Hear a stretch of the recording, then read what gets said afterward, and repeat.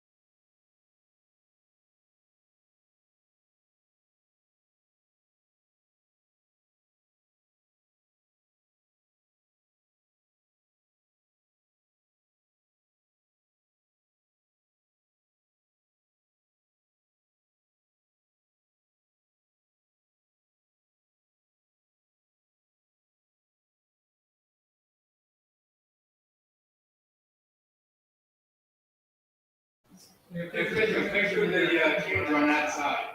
Don't go with the coach's side. Check 1 2 1 2. Check mic.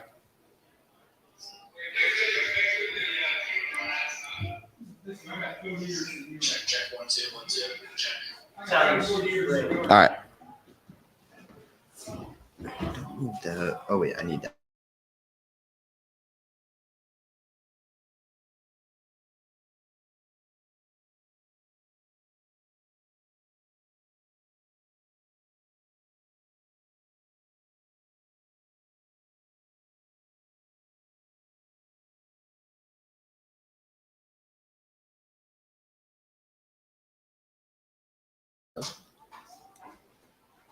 Check mic.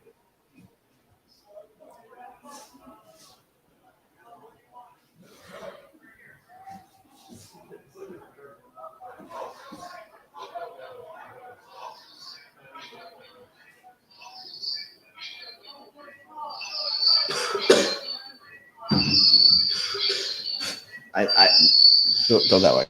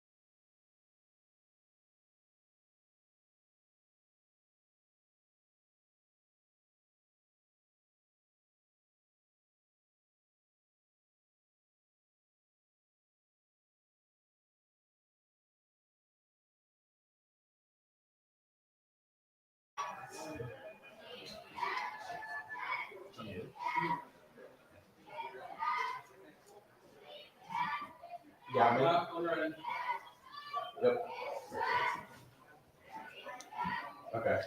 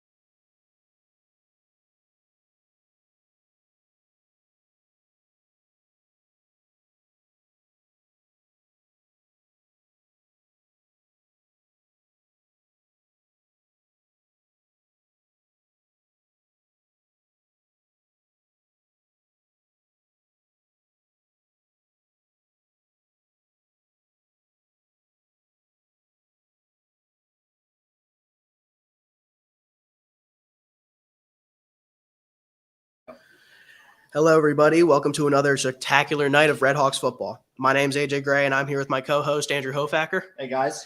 Today, we have a PA versus New Jersey matchup as your Pennington Red Hawks take on the Wyoming Seminary Blue Knights. Pennington boasts a winning record of 4-2 entering to this battle today after a blowout win against ANC on homecoming, winning 52-12. Wyoming Seminary ends this game today with a max preps record of around 0-4 is what they're saying, so they're hungry for a win. Let's see if the Blue Knights can change their winless record or remain with that title. Let's find out, AJ. Pennington is feeling confident in today's game after beating their rival ANC by 40 last week. After great performances offensively from Keon Kenner and Samir Brown. Pause for the national anthem.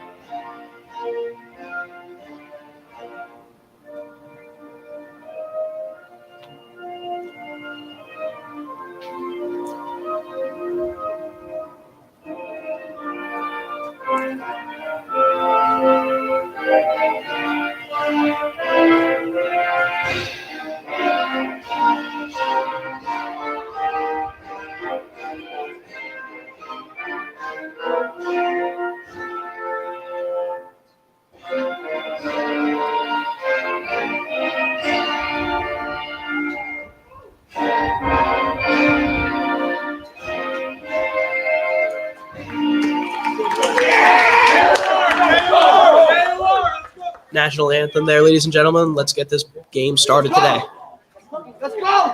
As I was saying before, Pennington's feeling confident in today's game after beating their rival ANC by 40 last week.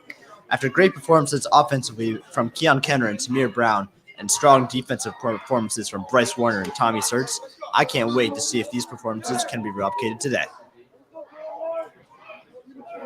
In case you guys haven't noticed, this is the Pennington School's Pink Out game. Cheerleaders have their pink pom-poms, and all the football players are celebrating or spreading awareness about breast cancer. Before we get into kickoff today, we have a returning player from injury. Brody Bach, senior captain, the starting center and DN for this Red Hawks lineup, has returned after bruising his AC last week, 2 weeks ago against Hill after a fumble recovery. That's a very crucial addition to this Pennington lineup, and let's see if it'll help them get the win today and boost their record to 5-2.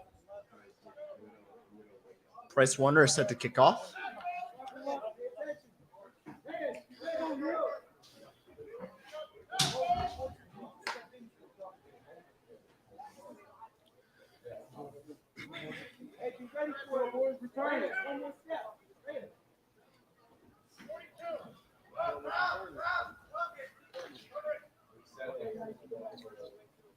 See it.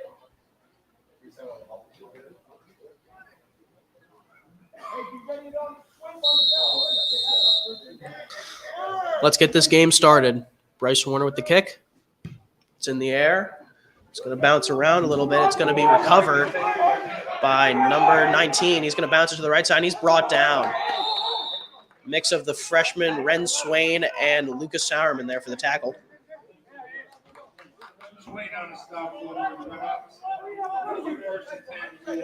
Andrew, the biggest addition that we have today, as I mentioned before, Brody Bach is such a crucial leader and captain of this lineup. It's really, really reassuring for Pennington Red Hawks fans to have him back out there on that D-line.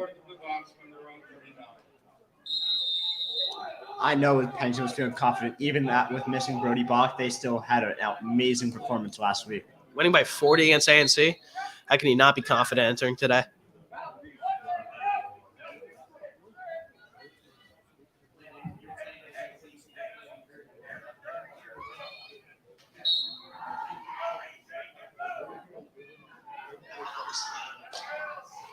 Here's the snap. It's going to be a handoff up the middle here. He's going to fight for a little extra yards. Eventually brought down. Strong push there from the Blue Knights. Hey, AJ, do you know where Wyoming Seminary is? I'm going to guess Pennsylvania, but whoever founded the school, I think they did a pretty poor job selecting their title. 5, 2nd and 5. On a stop for the Red Hawks. For the linebackers today, it looks like it's going to be Tommy Sertz and Lucas Sauerman with Joe Lifstead at the outside position. Here's a snap. It's going to be another handoff to the outside, but he's going to be tackled behind the line. What a play from the junior Tommy Sertz. Andrew, Tommy Sertz returned for the first time last week after a very dangerous meniscus injury. I mean, there was rumors that he was going to be out for the whole year with a tear, but it seems like he's doing just fine. Man, I'm sure he had a huge welcome back game last week at homecoming. What did he have? He had at least 7 tackles, with one of them being a hard forced fumble against A&C on a pitch. It's going to be a 3rd down here. Let's see if they stick with the run game. Here's a snap. It's going to be another handoff. He's going to bounce it to the outside. He's going to be brought down. Tamir Brown, freshman, with the tackle.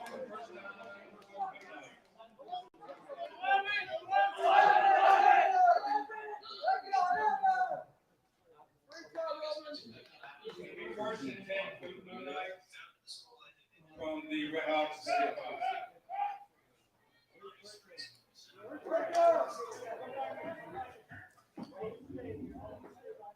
It's going to be a 1st down for the Blue Knights here.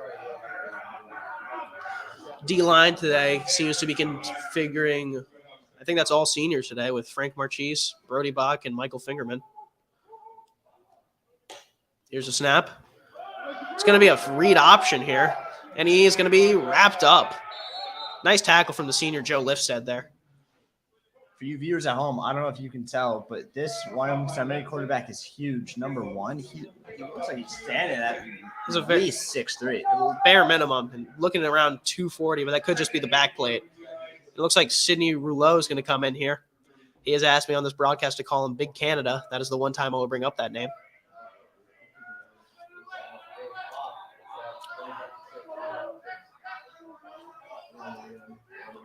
I assume that Seminary is going to stick with their read option sort of handoff playbook here. It's going to be a handoff to the outside. he's going to be eventually brought down. Looks like the quarterback was involved in that little push right there. Yeah. Andrew, you're right. This guy's huge. He looks like Cam Newton.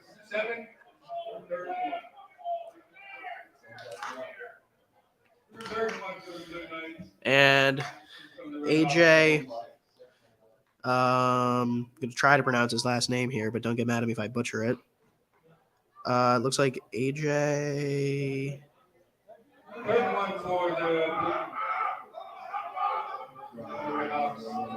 AJ Carduscello is going to come out here today at D-line. Subbed in for Tamir Brown. There's going to be some pressure off the edge. It's going to be thrown downfield. It's going to be caught. Touchdown Blue Knights, number 19 with the reception.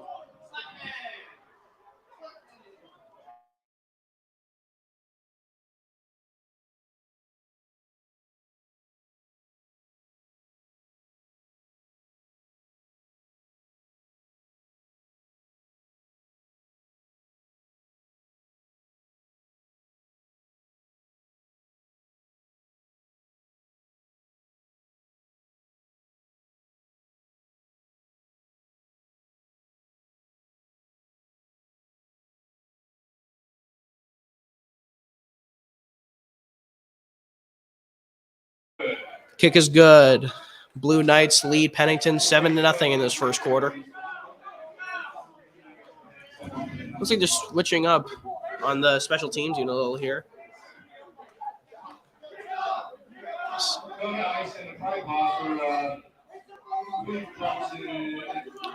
Looks like at return man they have sophomore Braden Bonfig. It looks like the freshman Tamir Brown's going to join him back there. Andrew, the way Tamir Brown's been playing so far, I'd be pretty scared if I was this Blue Knights lineup looking at him in the backfield. I got an anytime touchdown scoring on Tamir Brown right now, so hopefully we'll get this done over with real quick. I might bet that with you, Andrew.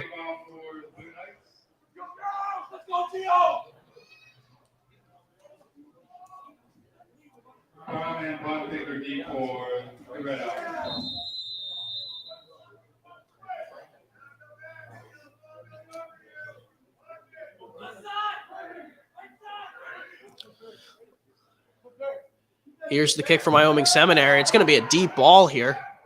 It's going to be received by Braden Bonfig. He's going to run up the middle. He's going to miss one. He's going to be brought down. Solid gain here from Braden Bonfig.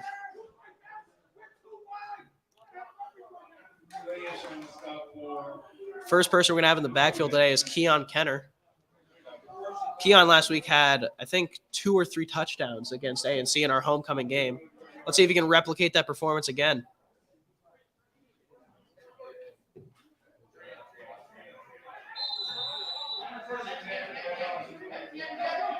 Moving up the left side with 3 receivers. They're going to put Keon Kenner at receiver here, actually. Press Giacomo's going to drop back. It's going to be a bubble, and it's dropped. Unfortunate incompletion for the Redhawks there. Intended for Braden Bonfig, number 6.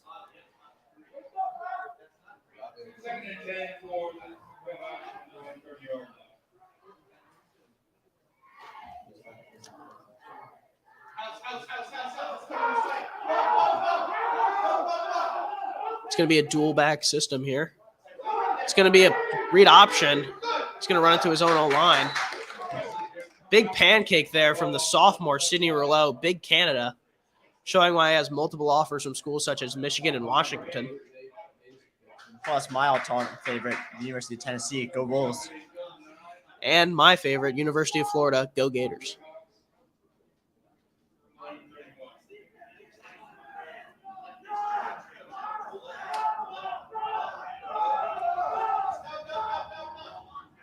It's going to be a third down here for the Redhawks. Let's see what magic they can make. Preston Giacomo's going to roll out right. He's going to experience.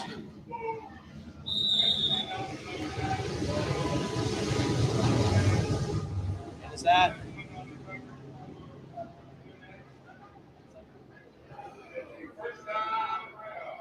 It's going to be a first down for the Redhawks here. Great catch from Braden Bonfig. The O-line right now consists of senior Jack Fermo, junior AJ Carticello, senior Brody Bach, sophomore Sidney Rouleau, and sophomore Isaiah.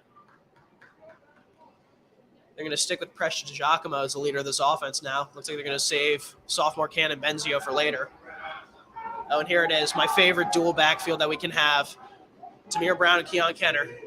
It's going to be a sweep to Bryce Warner. He's going to avoid one. He's going to make one man miss. He's going to stay on his feet, but he's going to be brought down behind the line of scrimmage. I'm seeing a lot of action from this Wyoming Seminary defense. These guys came to play. Let's see if we can put on a good show. I mean, yeah, being Wyoming Seminary, having played tough teams such as the Hun School and Haverford, I mean, not having a win according to Max Preps, you can tell that these guys are hungry to get a victory on their schedule.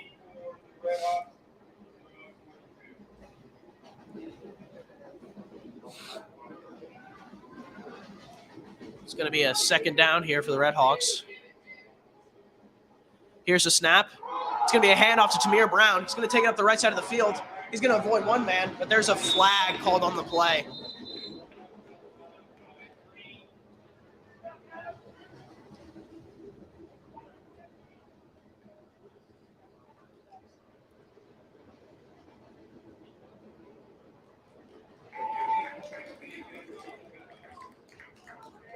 Looks like Joe Lifstead is out of the game right now. So is Tamir.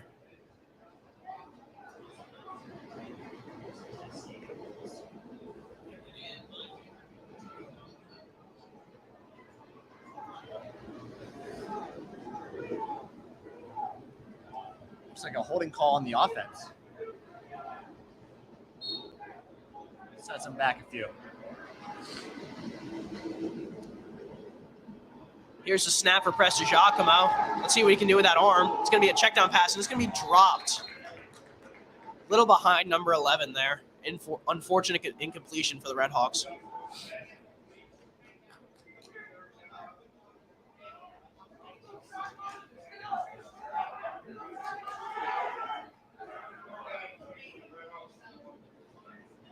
Coach Mike giving Aiden Preston Giacomo some tough love on the sideline. He clearly wants him to make a play here as the senior captain.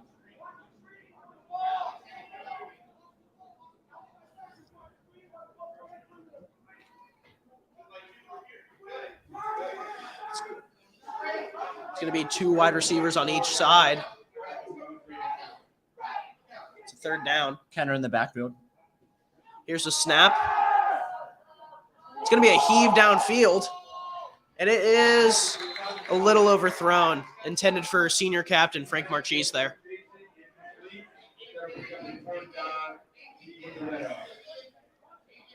The biggest issue, Andrew, and obviously I'm a huge fan of Red Hawks football and the way we play offense, I don't think Frank Marchese has been utilized enough as a receiver. I mean, he's what, 6'3", 215, 220? I mean, he's an ideal size. He's an ideal speed. He's a good athlete. I just think they're using him more as a defensive piece than they are an offensive piece. Joe Lifstead is here snapping the ball. It's going to be a punt from Sourman. It's going to be a high ball here. Good punt. And it's going to bounce out of bounds. Here comes this Red Hawk defense. Tommy Surt's leading the charge. I believe he has a shiesty on.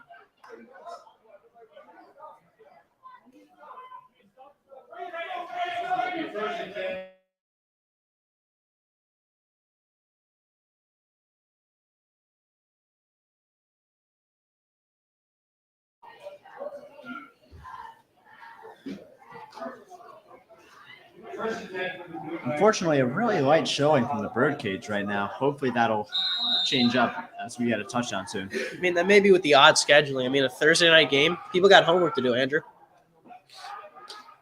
Here's the snap. It's going to be another handoff up the middle. He's going to be wrapped up. Sophomore Isaiah with the tackle, number 66.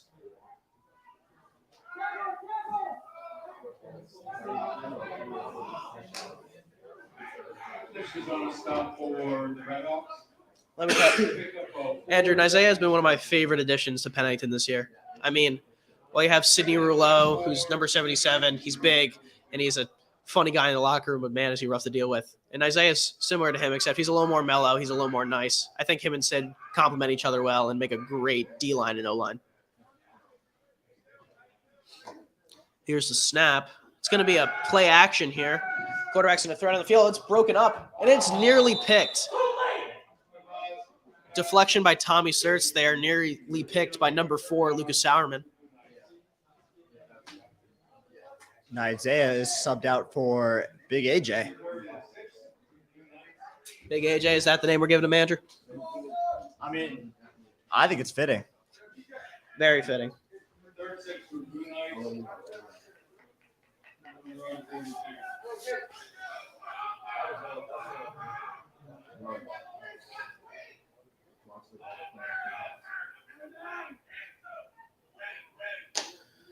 Here's the snap.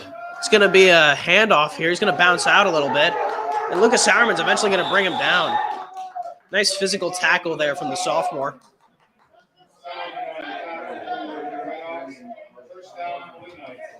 Little fun fact, Lucas Sauerman is the only Pennington Redhawk to own a Riddle Axiom.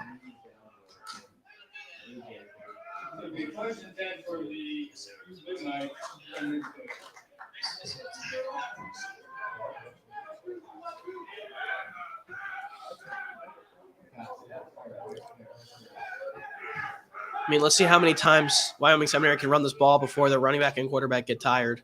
Quarterback's going to drop back here. He's going to look down the right side of the field. And it's picked off! One-handed grab from Braden Bonfig. Somebody check that kid's gloves.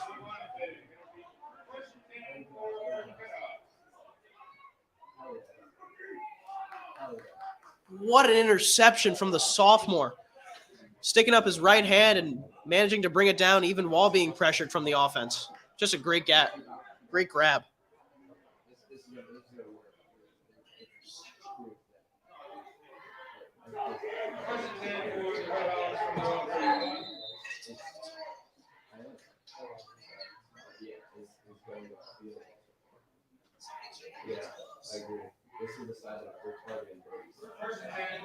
They're going to put Cannon Benzio in the backfield now. Our deep ball specialist. Let's see what he can make out of this. It's going to be a low snap. It's going to be a handoff to Kenner here. He's going to get wrapped up. See around 6 Knights there. It's going to take a whole army to bring down number 3. Coach Mike is also giving Cannon some tough love, just trying to get something started from these quarterbacks. With great power comes great responsibility, Andrew. I mean, being quarterback, getting all the fame, getting all the attention, it means you got to kind of get your butt kicked a little bit by the coach. I think it'd be interesting to see what Coach Mike is going to be doing this game, subbing out Presti and Cannon. I don't know if it's going to be each. It's going to be a deep ball here. It's caught. No shot. That's caught. It's in. Oh, it's out. Phenomenal grab from Bryce Warner there, but he's unable to get his feet in.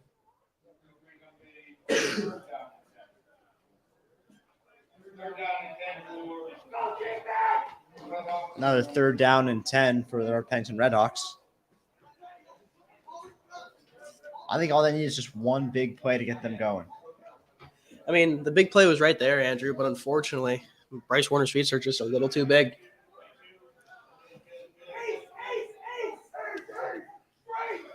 Here's the snap. Benzio's going to drop back. He's going to experience some pressure. He's hit a little late. And it's off the hands of Bryce Warner. Kind of noticed a late hit there from 72, but they're not going to call anything.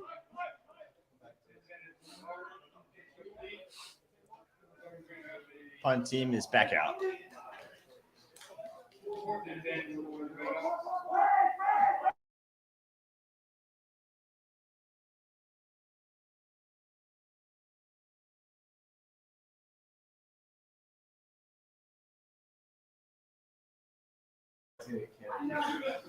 Here's the punt from Sauerman again. It's going to be a lower ball this time. It's going to bounce. It's going to bounce again.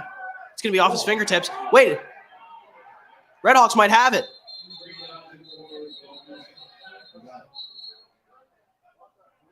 What?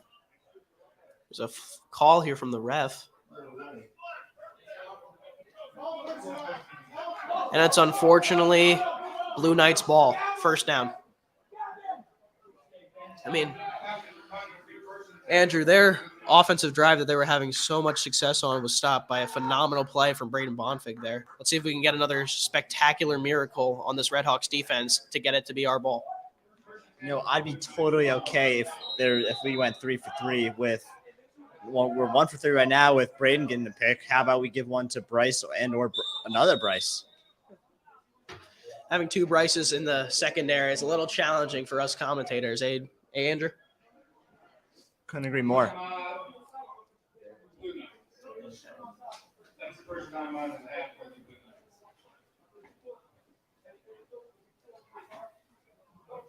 Knights. Timeout called by Wyoming Seminary.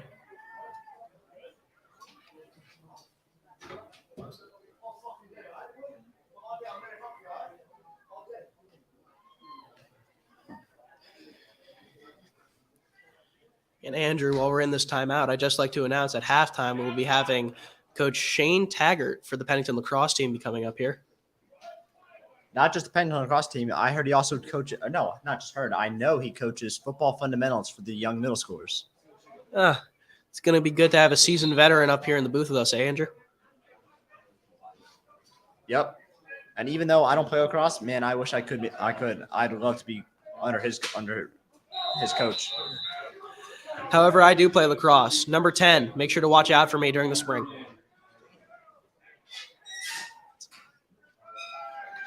Oh, it's going to be a handoff here. He's going to be dragged down. Great tackle from Sidney Rouleau there. And although Sid does have all of his Power 5 and low Division I offers for O-line, he can still get the job done at nose tackle.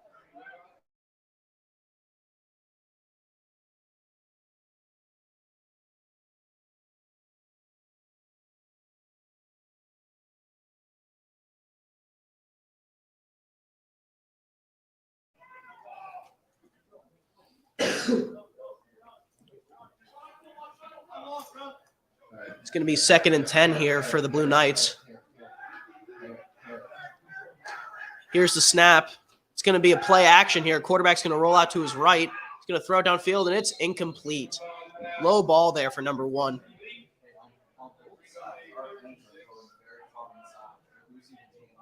Right now, the one thing I'm noticing, Andrew, is that the DNs are getting some pretty good pressure off the edge. I think that's Frank Marchese who's getting some great pressure on the right side.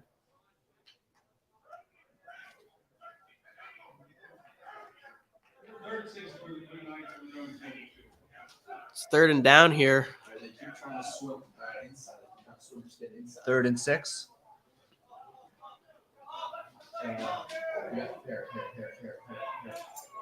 Let's see if they stick with the play action, if they're going to go back to their running. Here's the handoff. He's going to roll out to the left side. He's going to throw it downfield. It's dropped. 3rd and 6, drop from Wyoming Seminary. That's a crucial play right there. You can't just drop the ball like that, Andrew. Looks like they're sending out the punt team.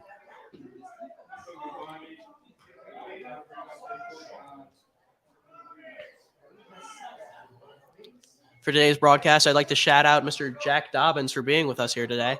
He's the broadcaster over at Holy Ghost Prep, and he's heading to Penn State next year to be their broadcaster. Thanks for coming, Jack. Yeah, no problem, man. It's going to be a punt here for Seminary. Here's the snap. Punts up there. This special teams unit is looking really solid today, Andrew. And no one's going to get it. And they have their quarterback on special teams? Are they that small of a school? Yeah. Maybe they're small. Maybe they're just feeling risky today, Andrew.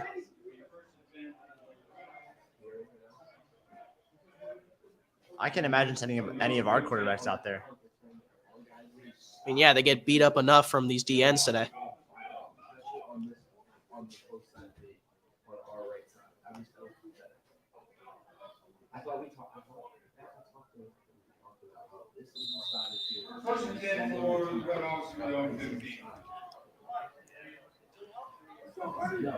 Cannon Benzio is going to stay in the backfield here. Looks like they're going to give senior captain Aiden Prestigiacomo a breather. Here's the snap. It's going to be a read option. Number 1's going to take up the left side of the field. He's going to take it out of bounds. Let me tell you, with a name like Cannon, you'd expect this guy to be all deep balls, but kid's got some legs to him. There's a gain of 15 right there.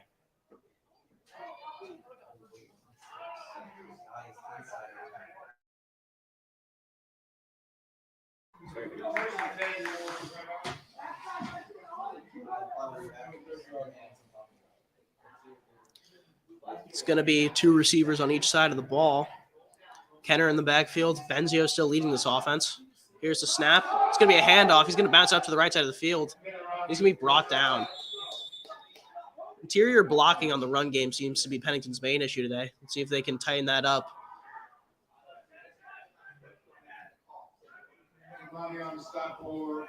It wouldn't be a Red Hawk football game without our signature Coach Bach giving some massive calls out there.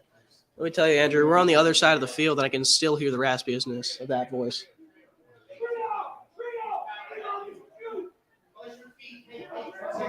Loading up the right side on a 2nd and 8.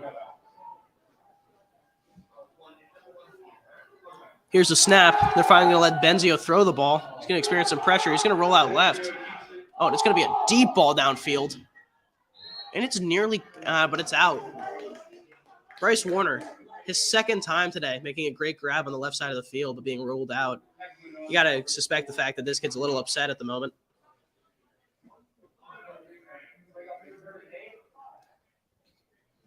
You know, he's not his usual self. Normally he's super livid, always doing a little dance here and there, but I think he just needs one more play to get him going.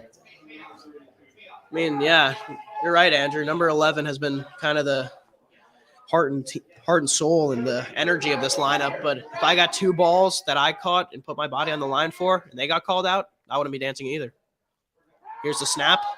It's going to be another deep ball, but it's going to be a little too deep, and it's nearly picked by the Blue Knights. Punt team's going to come out here for the Red Hawks. See if the pass game of this Pennington lineup can improve it.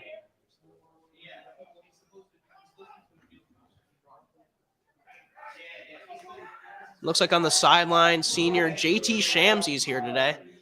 JT was a crucial member of this lineup for 4 years, and for the first time in the past 4 years, finally someone else was wearing 11 besides Mr. Shamsey over there. Here's a snap. Deep punt, and it's going to be out of bounds.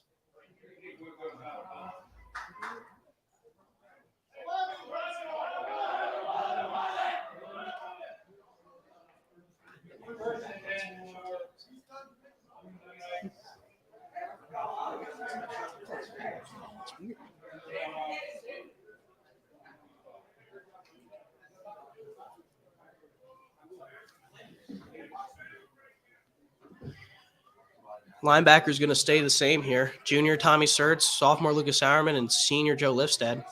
They got some variety in this backfield. If I were Coach Watkins, I wouldn't change a thing about this Pennington defense. Here's the run. He's going to bump into his own lineman there, and he's going to make one miss. He's going to go down the right side of the field. This might be a touchdown for the Blue Knights. He's going to be brought down. Good effort from Bryce Williams there.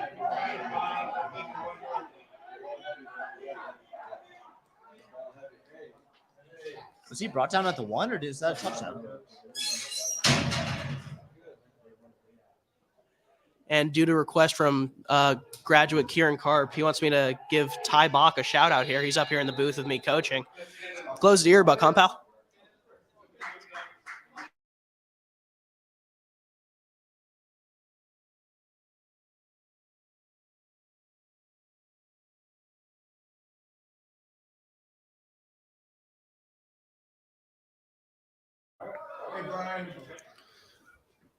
It's going to be a timeout for the Wyoming Seminary here. We'll be right back.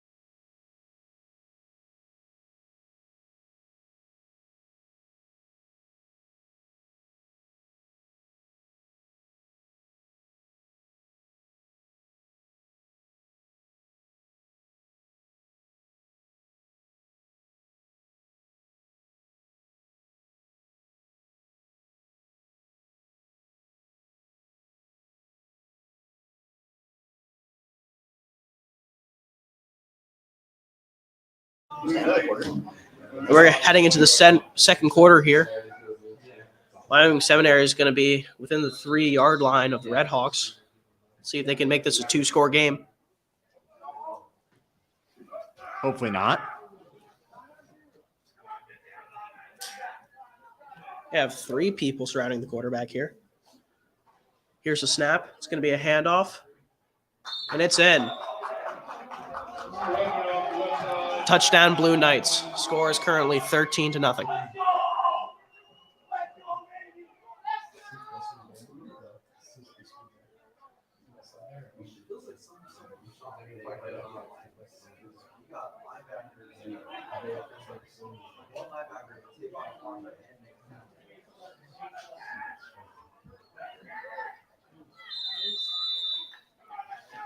It's going to be a kick here from Wyoming Seminary.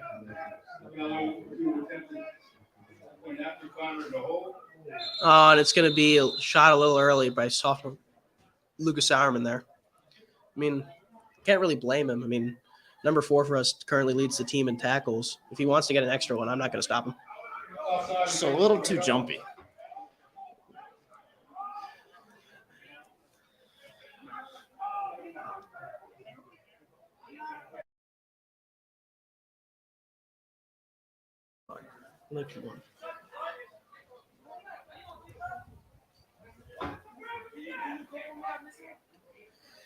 It's a little confusion here on the PAT.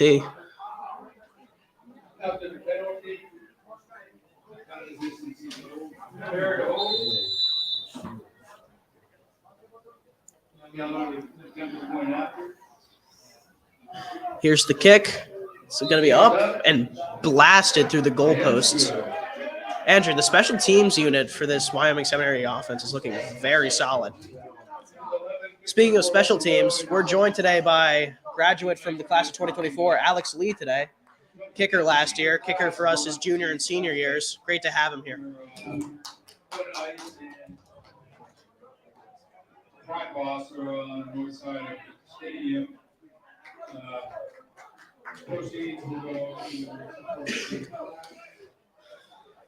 Entering this kickoff, Andrew, the biggest thing that Red Hawks whole lineup struggles with is confidence. I mean, if we're down by a good amount, it really does take us a while to find that fire within to take it all the way back.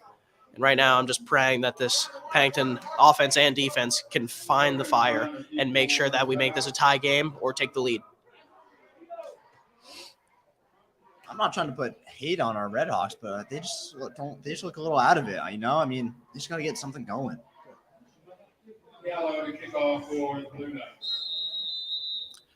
It's going to be Braden Bonfig and Tamir Brown to return here. Revan Hagen, special teams coach, is really amped up on the sideline. Pumping his arm.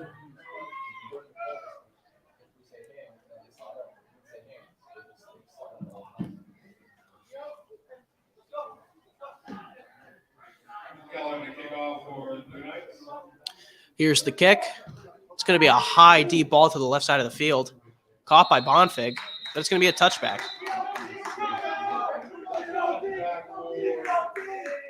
Let's see if they make any switch at quarterback or if they're going to stick with the young guy. And it's going to be a switch. Senior captain Aiden Prestigiaco is going to come back out here. Gettysburg commit. Pennington really seems – the Pennington area seems to be a huge feeder to the Gettysburg School. Also, former Hopewell quarterback Tim McEwen committed to Gettysburg not a few years ago, and so did Hopewell wide receiver and defensive back Alan Patterson. Let's just say Mercer County produces a lot of Gettysburg players. Go Bullets. Here's the snap from the senior. It's going to be a handoff to Brown. He's going to experience some pressure there, and he's going to be brought down. Run blocking seems to be the most noticeable issue with this Red Hawks offense.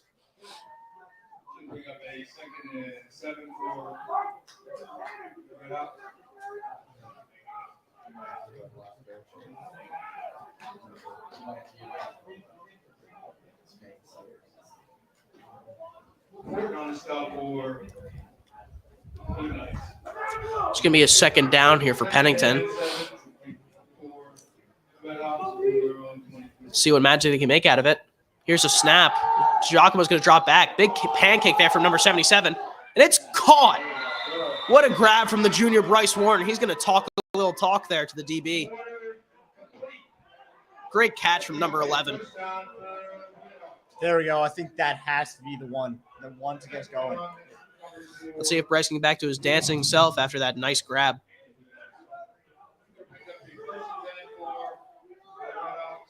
Seems to be a little confusion at the O-line. Seems to be a little confusion with the team.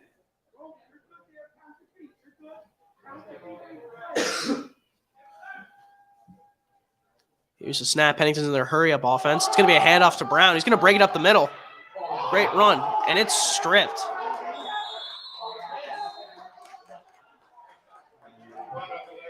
And it's going to... Let's see who comes up with it.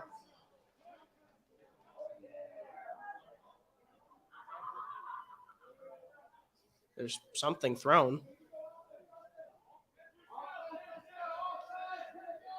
And it's going to be Blue Knights ball. Strip fumble from Wyoming Seminary there.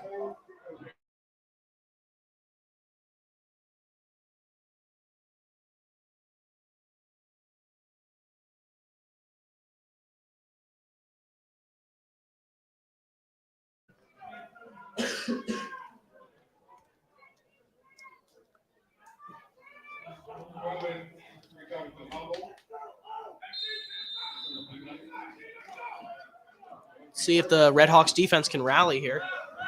You can tell that they're a little down after that forced turnover by Wyoming Seminary.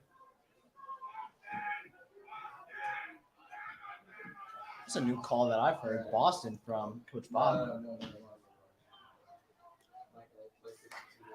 Here's a snap. It's going to be a little slow there. It's going to go down the right side of the field, and it's caught. Number 5. He's going to avoid 2 tacklers, and he's eventually brought down by senior Joe Lifstead. Solid gain there from the Blue Knights.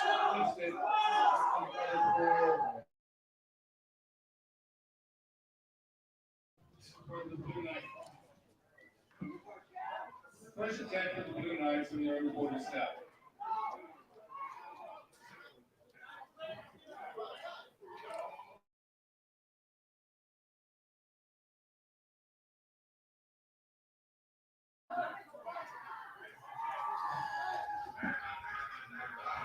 See the Red Hawks rally here.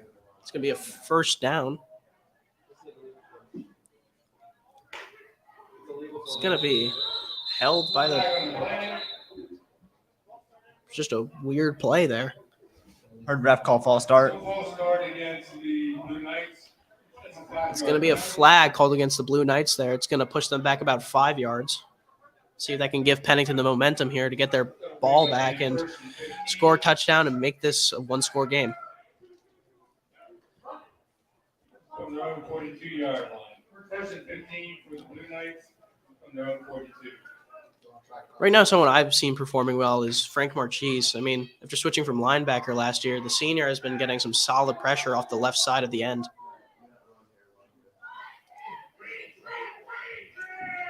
He may not be the biggest defensive end, but he sure can play.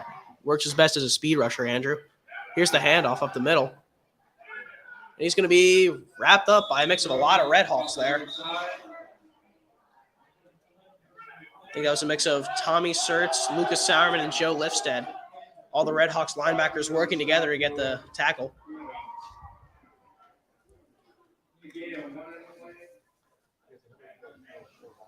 Short gain of 1. Second and 14.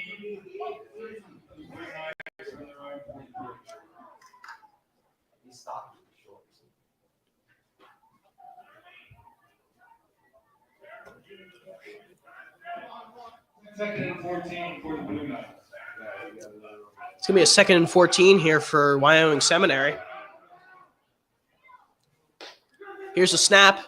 It's going to be a play action. Quarterback's going to roll out left. Looks like he's going to use his legs here. He's going to avoid one, and he's going to be brought down. Bryce Williams tackling for the ankles there. You know, I'd give it to Luca. I'd call that half. Yeah.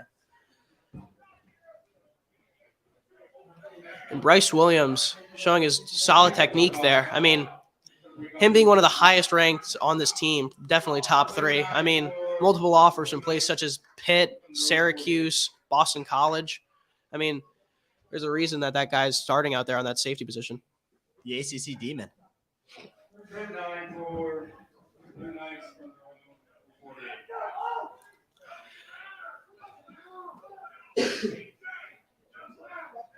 Watch there.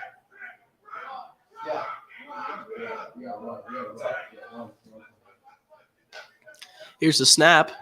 It's going to be a handoff. He's going to bounce to the left side of the field. He's going to avoid one. And, Bryce Williams is going to get a big hit there. But he is brought down by Joe Lifstead.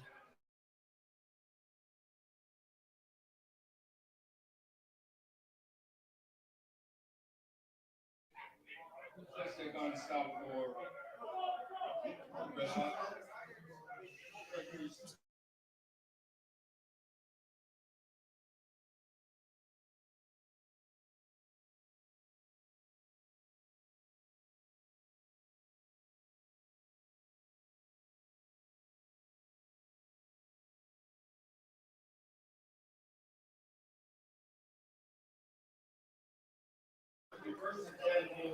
Number 3 is going to get up after taking a while on the ground there.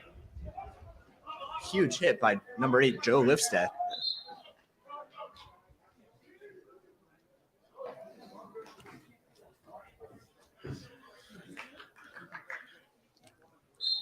Here comes this Wyoming Seminary offense. I mean, with an injury like that, let's hope it can slow them down and get the Red Hawks to have a turnover here. First and 10 for the Blue Knights from the Red Hawks 32nd. It's a little confusion at the O-line. Here's a snap. Another handoff. He's going to go to the right side of the field. He's going to run into his own guy. He's brought down. Leading tackler, Lucas Sauerman there. He doesn't even look happy with it.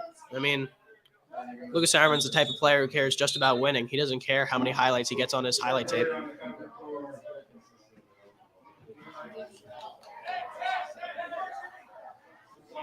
And Tommy Surtz looking like he hurt his leg a bit there.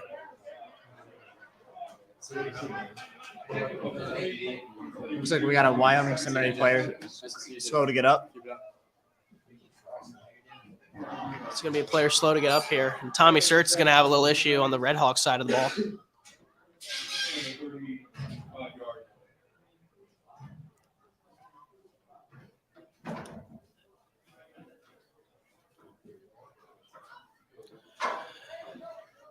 Andrew, while we're in timeout, I'd like to reiterate that we have the Pennington lacrosse coach coming for a halftime interview. The one, Coach Shane Taggart. Coach Tags is a very intense person. He was almost a linebacker coach for this Red Hawks lineup. But right now he's focused on coaching guys such as me, Finn Gardner, and even Landon MacArthur.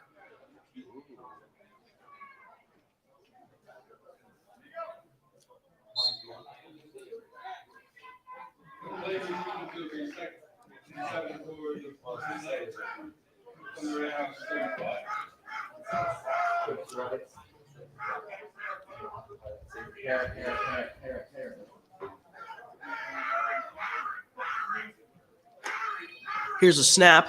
It's going to be another handoff, this time to number 11. And AJ Carduscello, big AJ, bringing down the running back there. Andrew, my favorite part about Big AJ's game is that while other guys such as Frank or, Tomash have technique, they got off the edge fast, AJ just plays angry. AJ plays as if the running back just stole his money and he needs to get it back from him. 36 for the Blue Knights from the Red Hawks, 33.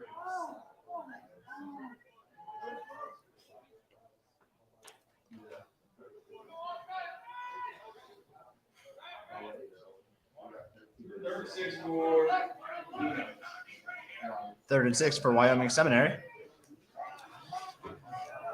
Here's a snap. Handoff again to number 11. He's going to be brought down by his feet by Braden Bonfig. Solid wrap up there from the sophomore.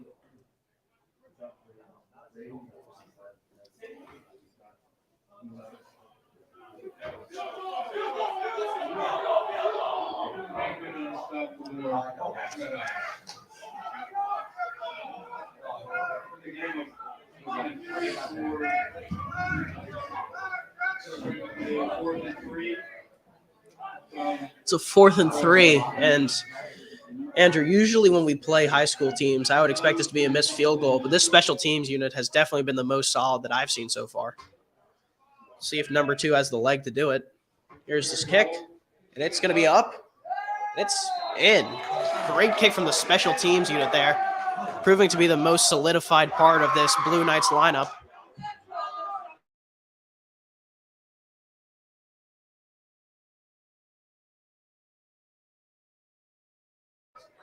If you were to watch this Wyoming Seminary special teams in warmups, you'd say, man, what are they doing? I mean, he was probably 1 for 4, 1 for 5, and now he's draining these long field goals. Something definitely made a switch. It's going to be a 17-0 lead here against the Red Hawks. With about like 4 minutes left to play, second quarter. Let me tell you, if I was one of these players, I'd be pretty scared to go see Coach Bach and Coach Rev at halftime. Those halftime speeches still scar me to this day, Andrew, from when I played. Yeah, I can't imagine what they're like.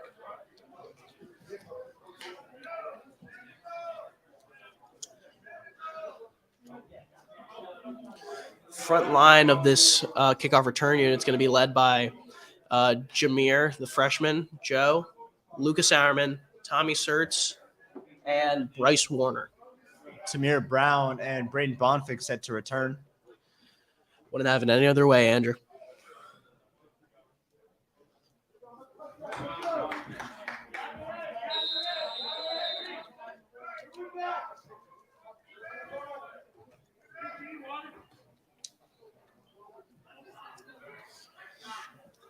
Let's get this kickoff going.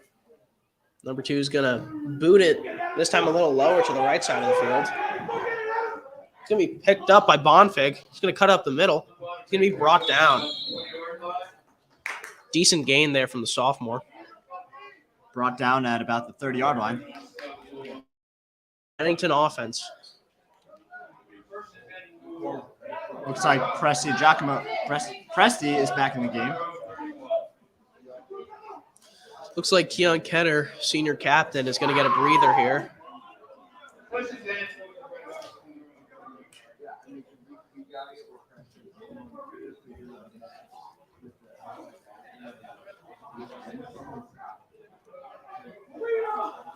Backfield is going to be Tamir Brown standing next to Aiden Presa-Giacomo. Here's the snap. He's going to roll out right. It's going to be a deep ball, and it's picked off.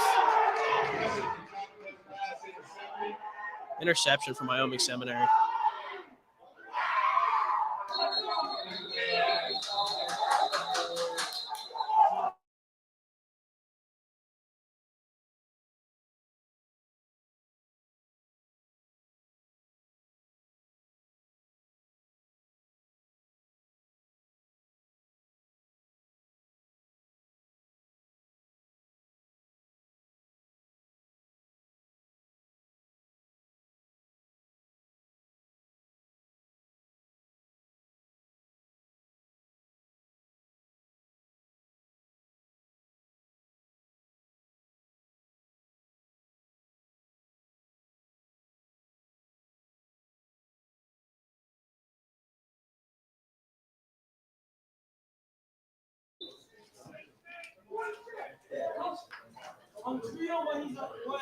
Seminary offense is going to take the ball again here. Andrew, I got to tell you, anybody who's on this defensive lineup strictly for defense has to be pretty tuckered out at this point. I mean, this Red Hawks O is getting no time to breathe.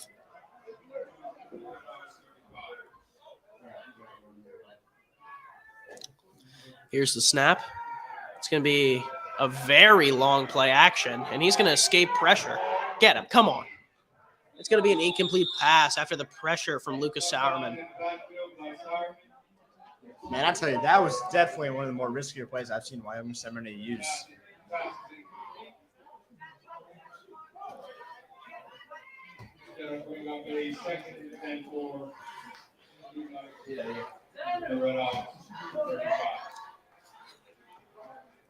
Pennington would not be able to function without the help of their managers, Logan Matthews and Ben Watson.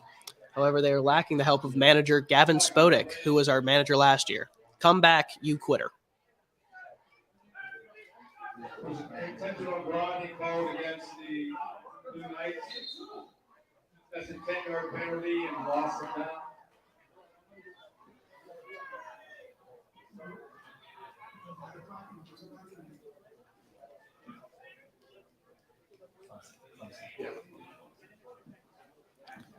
It's going to be a slow play here. Also, I just want to give my apologies to Gavin Spodek. He's probably going to be a captain of the lacrosse team this year, and I don't want him to give me any trouble. Gavin, you're a great manager. You don't have to come back.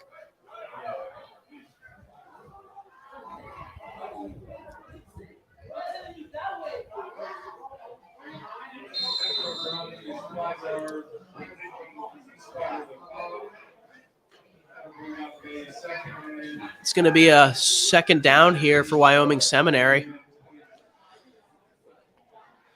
All the Redhawks need here is just 2 more play stops to get this ball back in their hands. That's probably the most valuable objective at the time. Here's the handoff, and he's going to be wrapped up. Sydney, Big Canada Rouleau with the wrap up there. You can tell that got him a little hype. Brings up 3rd and long for Wyoming Seminary with about 4:15 left to play in the second quarter.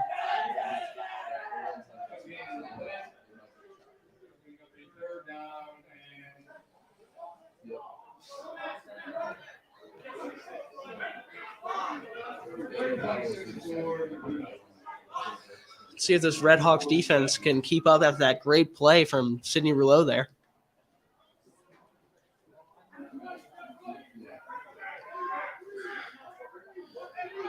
It's like D-line hasn't switched much so far between alternations between AJ Carduccello and Michael Fingerman. These guys have got to be getting tired by now. It's going to be another play action here. Number 1's going to roll out left. He's going to throw it. It's going to be a caught by number 5. However, there's a flag on the play. And Frank Marchese is going to point to it. You could tell that it's probably on the guy blocking him, number 72.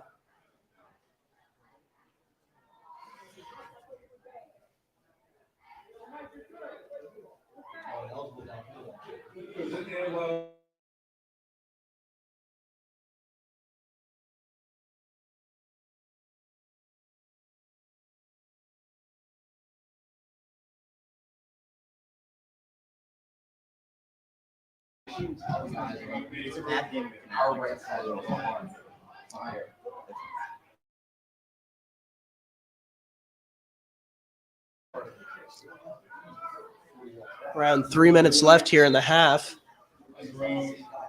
Andrew, I got to tell you, a reason that this Redhawks offense or defense hasn't been able to pick it up that much is just due to the fact that I see, I think, 6 people in the student section right now, and I'm pretty sure one of them is a 6th grader.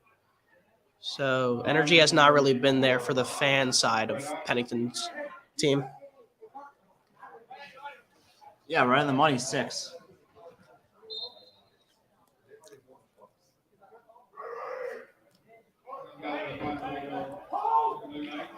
Here's the punt. It's going to be a deep ball, middle side of the field. It's going to be picked up by Tamir Brown. He's going to run him down the right side of the field. He's going to stiff arm one, but he's going to be pushed out of bounds.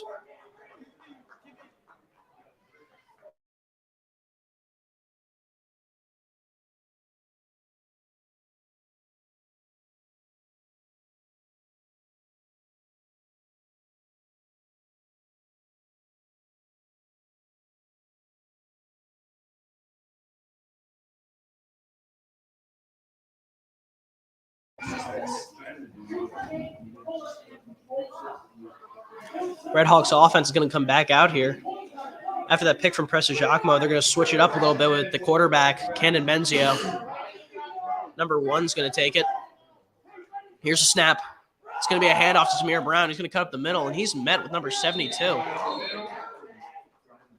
lot of inside stops here for this Wyoming Seminary defense.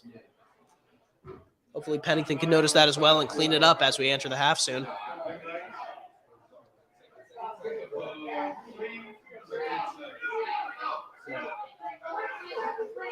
Everybody's hurrying to the line.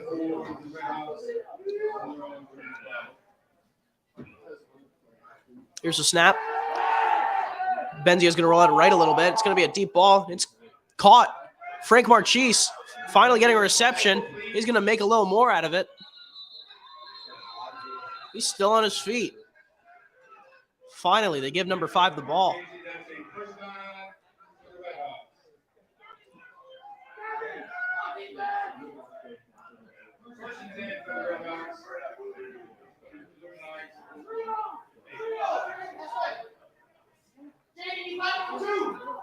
Let's see what Redhawks can do in this hurry-up offense. It's going to be a handoff to Brown. And it's going to be number 72 there again.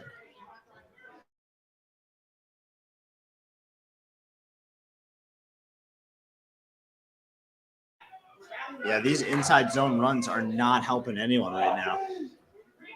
Andrew, though most teams would switch it up so far, Pennington has made it a fact that they are a very run-heavy offense. However, they're going to switch that up here with a pass. It's going to be another deep ball. It's caught by Warner.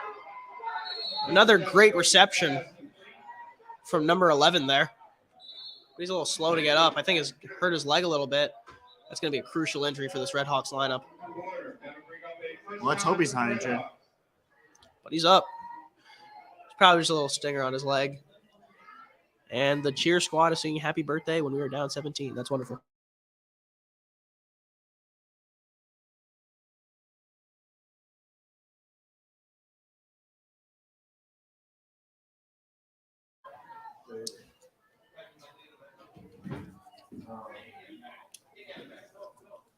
We can figure out who's on 72.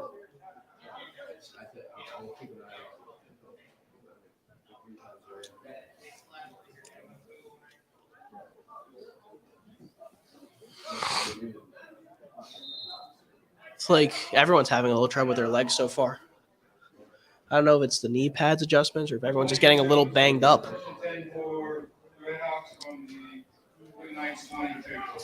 Just be glad we're not on MetLife's turf. That'd be much worse.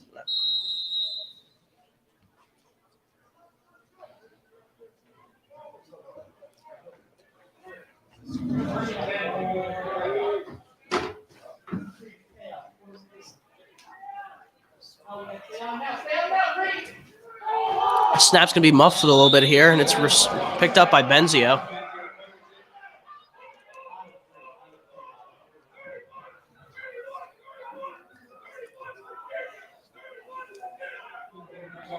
Pennington's just going to be fast to get back under center. I have to assume Benzio's a little banged up after muffing the snap a little bit there. Here's a snap. It's going to be a drop back. It's going to be a deep ball to the left side of the field. It's nearly picked off. There's a flag called on Brody Bach there. Intended for Bryce Williams.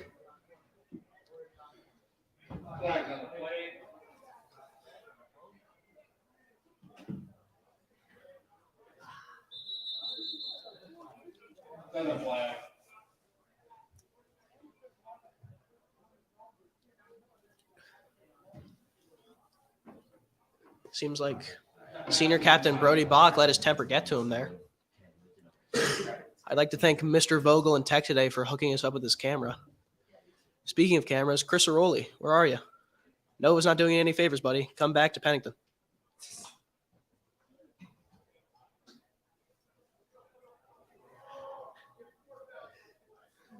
Four fouls on the plate. Personal foul against both teams. We got personal fouls against both teams. Resets. Oh, wow. You did that. No. They resumed to the foul to second and 17 for the Red Hawks. Second and 17.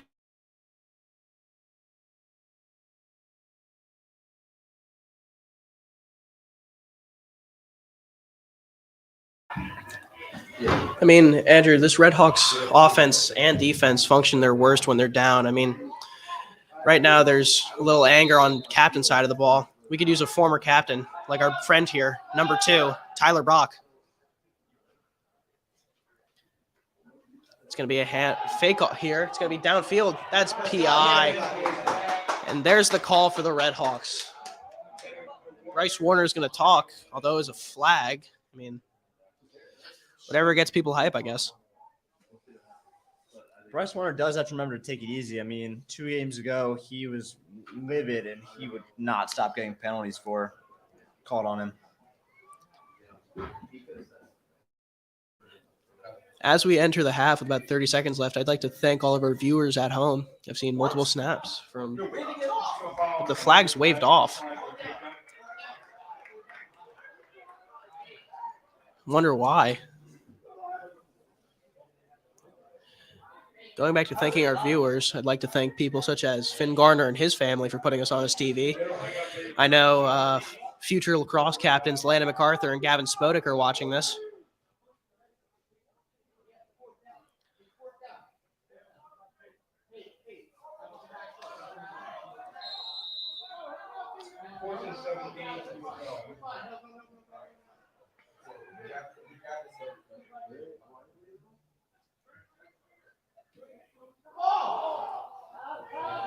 Benzio's going to roll out left here. There's a flag thrown.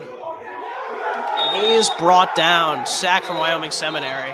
Let's see what this flag is. Looks like Brody Bach and number 66 for Wyoming Seminary is going to exchange some words there.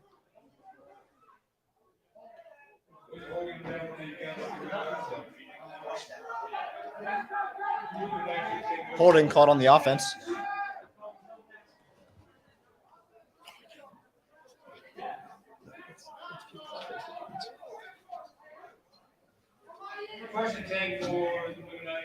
To answer Chris Ciroli's question of why is Pennington not winning, who's the problem?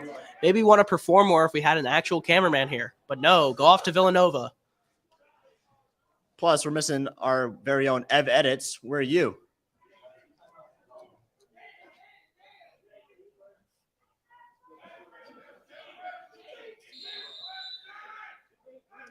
To the people saying, bring back Leemski, no, we will not.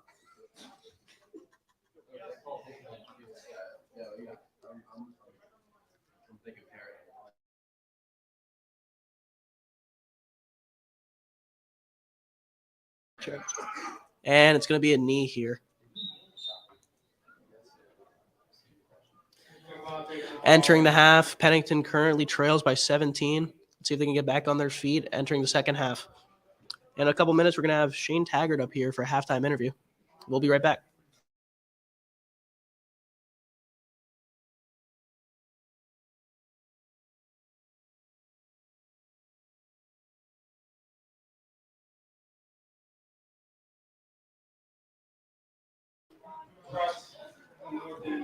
As Pennington goes back into their tunnel, it's kind of a question to see what's going most wrong with them. However, all I noticed is that we won last week when Tyler Bach wasn't up here, and now he's here. So you put 2 and 2 together, everyone at home.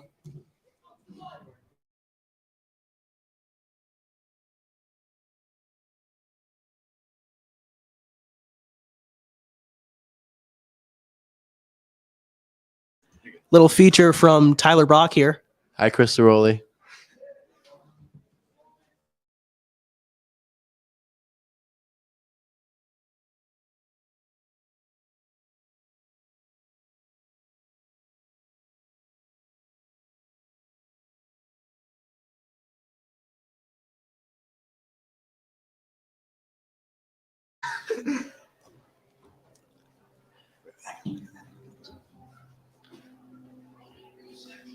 Reading these comments, as a Patriots fan myself, I totally agree. Bring Danny Amendola, number 11, Bryce Warner, or another. How about Julian Edelman? JT Shamsey. Once again, Villanova not helping you.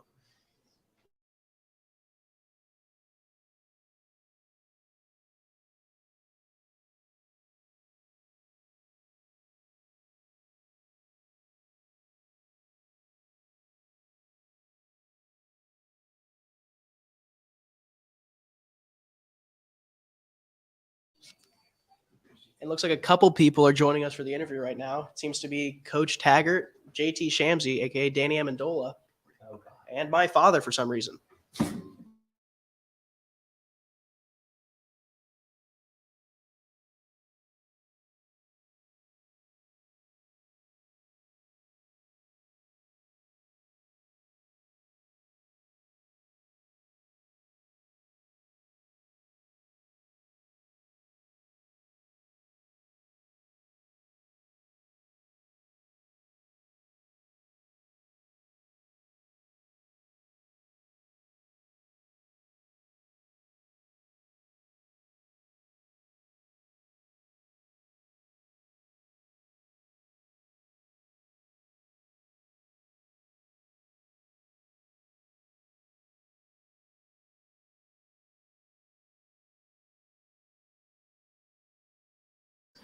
Aiden, Kids, sound good?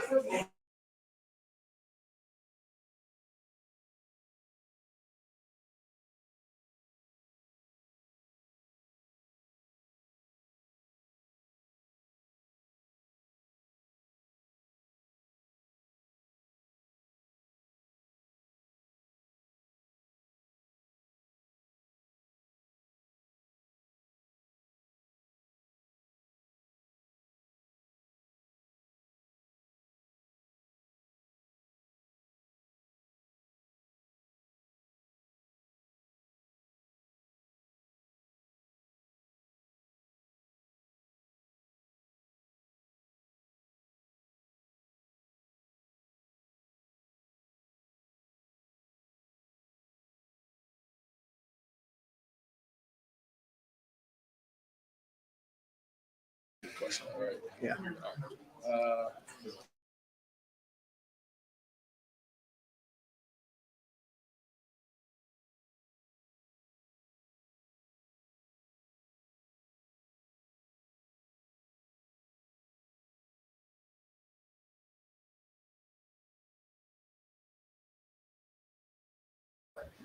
And ladies and gentlemen, right now we are honored to be joined with Shane Taggart, the Pennington boys lacrosse coach. How are you doing tonight, Coach Tags?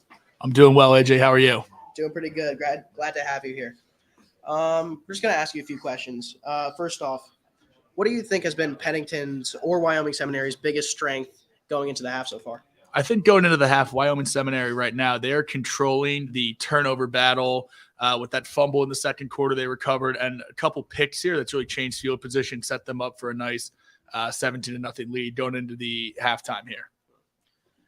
Going more on the Red Hawk side of the ball, what do you think Pennington can improve on as we enter the second half? Yeah, I think Pennington, they need to start playing their game. They need to start running the ball, getting consistent first downs. Penalties are starting to kill them a little bit down the stretch, but if they can get in a rhythm, get 7 points here, come out of the half, force a stop, get another score, and we'll have a ball game here.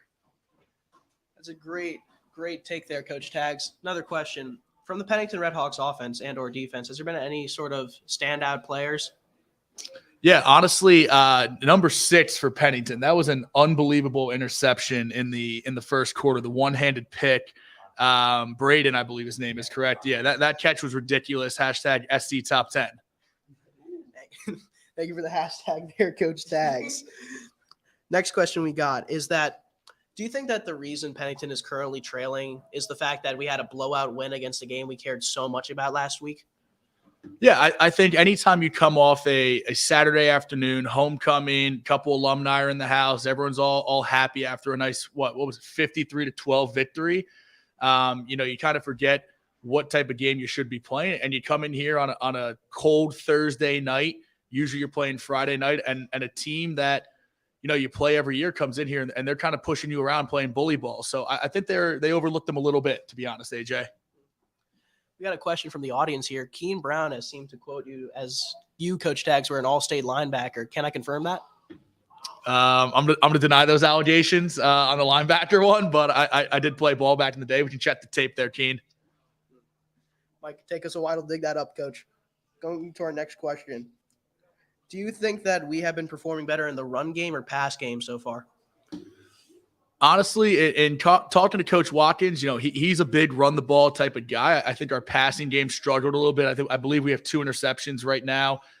We've taken some deep shots down the field to number 11, Bryce Warner, correct? That's his name, right? He's had some catches, but they've been out of bounds though. So I think if we can get a couple nice deep shots here, that'll put us in way better field position. But right now, I think we've been running the ball a little bit better, minus that fumble by Tamir.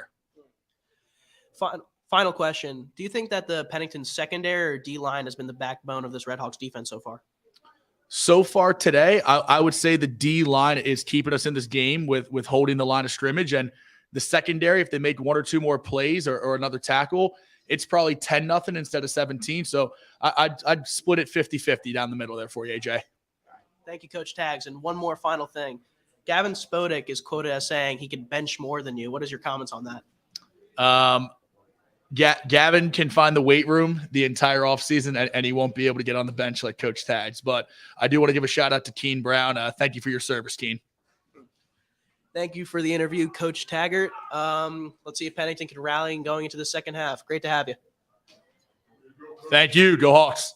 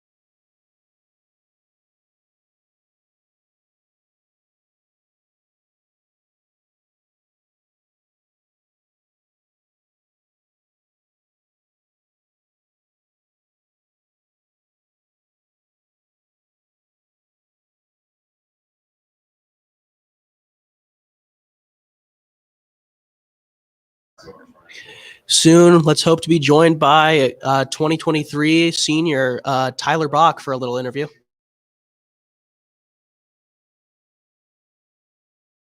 AKA Muscle Beach.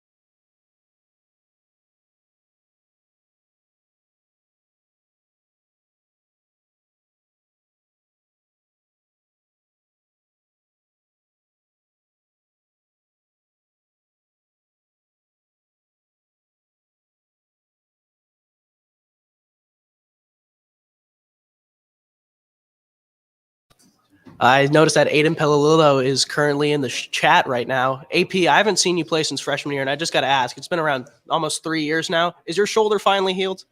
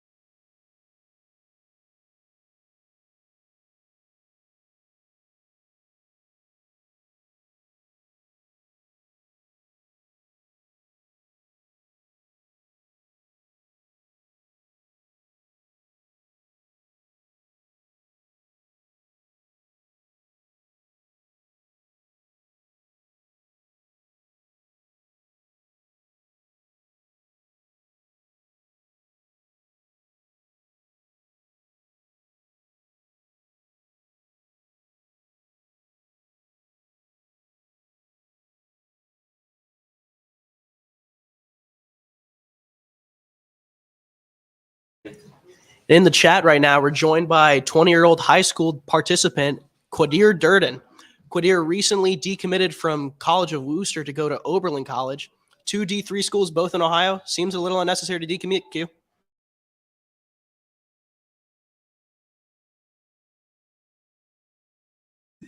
We still love you.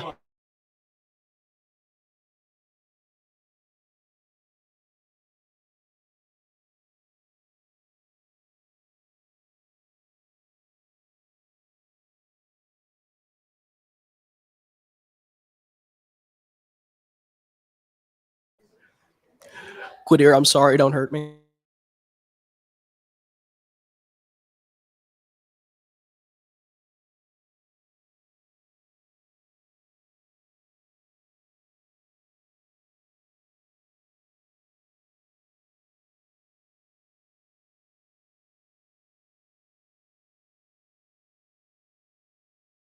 In all serious, Q, how are you doing down there at NMH? And very glad to hear you're going to Oberlin.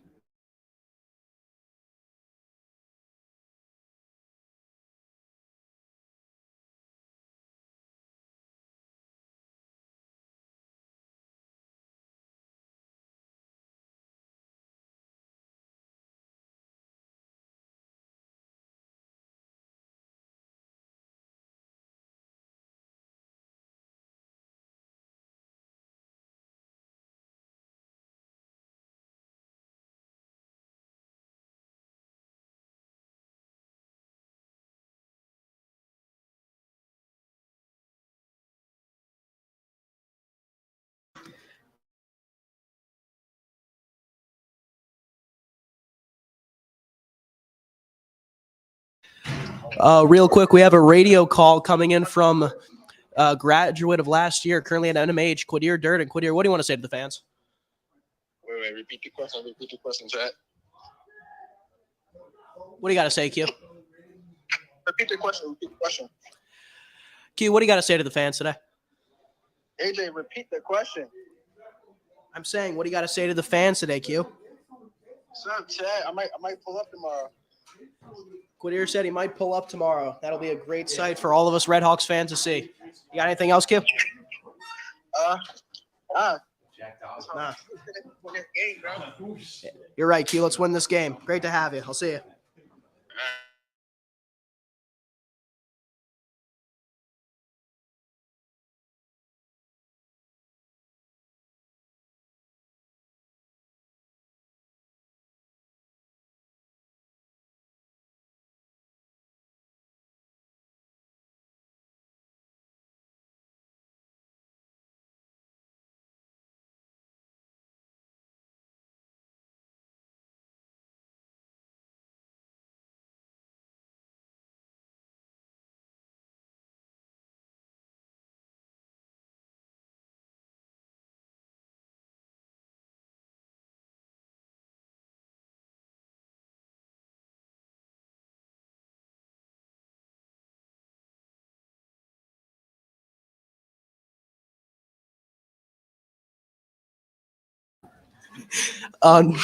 Unfortunately, our second interview of the halftime, Tyler Bach has denied an interview. God. Huh? Due to frustrations.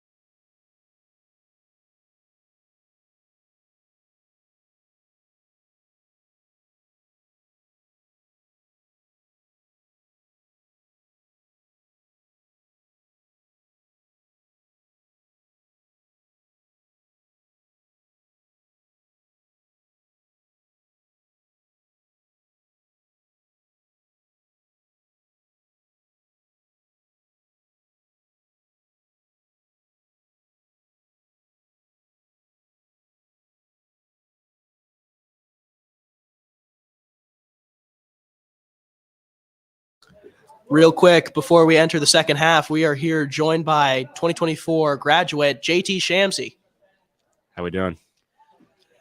JT, number 11 has been taken for the first time in a couple years, and you just got to think, do you think Bryce Warner is worthy of wearing your number? I just love the fact that the number's getting some attention out there. Sticks, as a lot of people call it. Just gotta love it. It's one of the best numbers out there, and let's keep it going. Let's keep on the tradition. JT, do you think your number should have been retired? It's up to the fans. As a fan, I say maybe.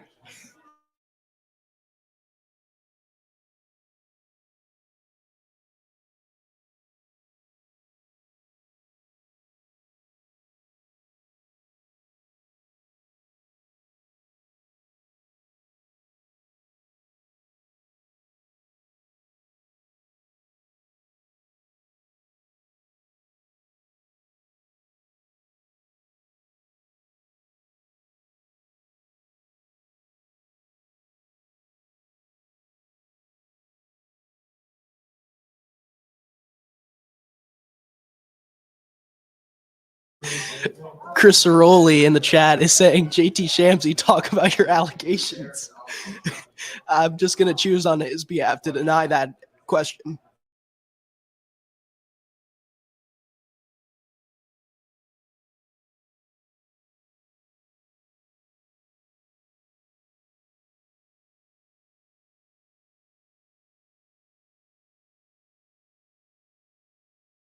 We're going to answer some questions in the chat today. Chris Rowley says, can we get Dan O'Toole on the mic?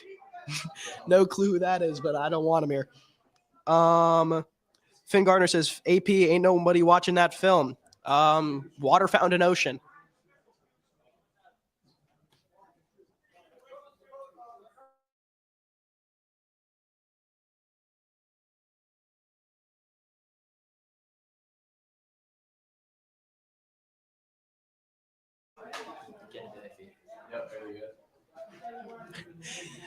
Lana MacArthur saying, hashtag JT did it. I don't know why number 11 is getting so flamed right now, but I think he better get out of here before he gets a little too deep in the mud.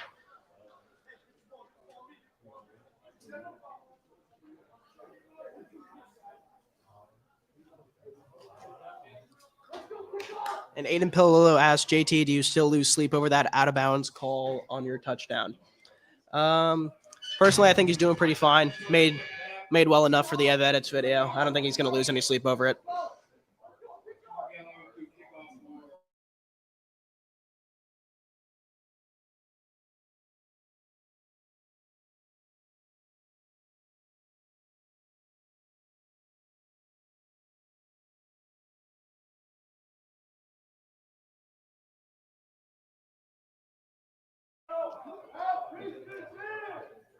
Is Pennington football on the up or down from Keene Brown? Personally, I think we're bringing in a lot of young talent. I think as right now, we're still getting our footing, but I think this lineup's going to be very solid in 2 to 3 years. Here's the kick as we enter the second half. And it's going to be returned by Bryce Warner. A little camera malfunctions there. We're going to get that fixed.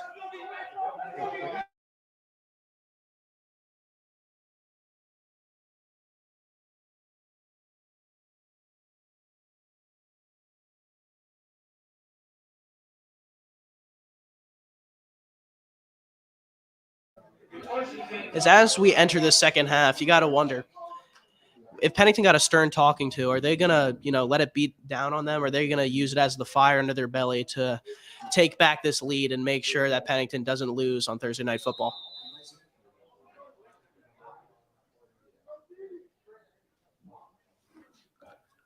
Here's a snap. It's going to be a handoff to Kenner. He's going to cut up the middle. He's going to hurdle over his own lineman. What effect did last night's Travis Scott concert have on this Pennington guys? No comment. I can try to get Aiden Prestigiacomo after this game and maybe Brody Bach.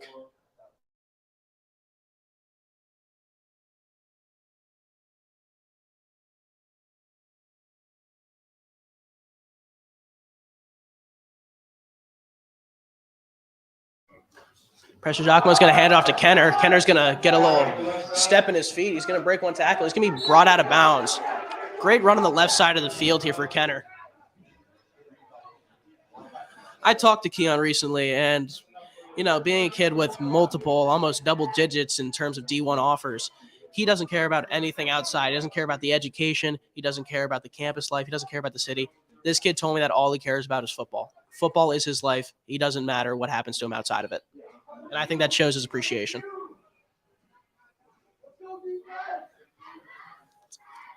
Here's a snap. It's going to be another run here to Kenner, but he's going to be wrapped up.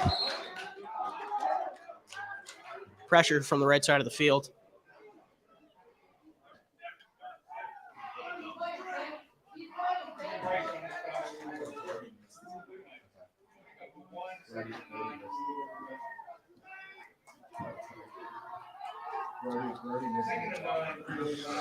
Redhawks offense is showing to be a little sluggish heading into the second half. Let's see if they can pick up for it. Make sure that this isn't just a 17-0 game. Here's a snap. It's going to be a play action here from Preston Giacomo. He's going to throw it down to the right side of the field. It's caught. Bryce Williams with the reception. Never mind. That's Joe Lifstead. Joe Lifstead, the senior, there with the reception.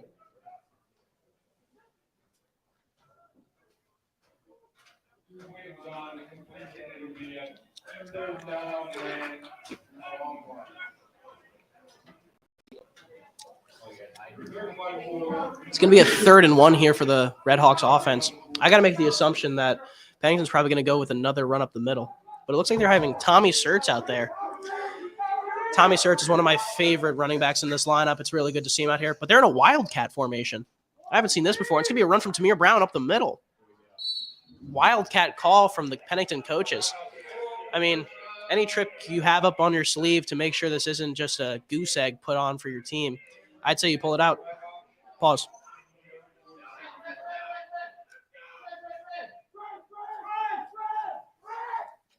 It's going to be wildcat again to Tamir Brown. He's going to run up at the right side of the field. He's going to follow his blockers, and he's going to be brought down by his helmet.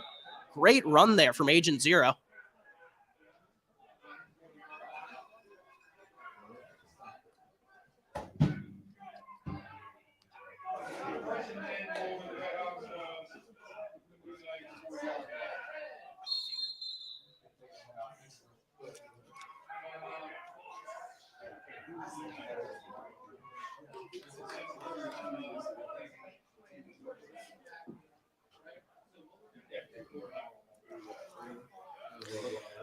Max Garner just said in the chat that Tamir Brown is very, very good. And honestly, I'd have to agree with you there, Max. I mean, Tamir in the past 2 weeks, last week he had 3 touchdowns against ANC. Week before that, he had 4 against the Hill School. 7 touchdowns in 2 weeks. This kid has just been performing so well, considering the fact he is new to this Pennington lineup and is only a freshman. Let's see if Agent Zero can continue that hot streak as we play in the second half of football.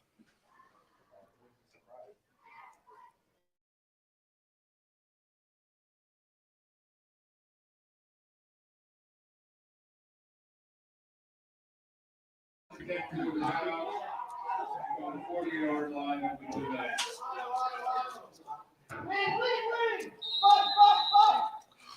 Preston Giacomo is going to get back at quarterback for this Redhawks offense.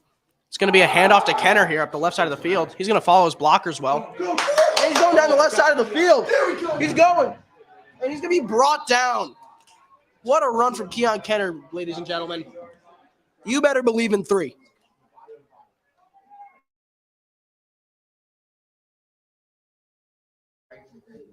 Looking similar to Boise State's Ashton GT with that run.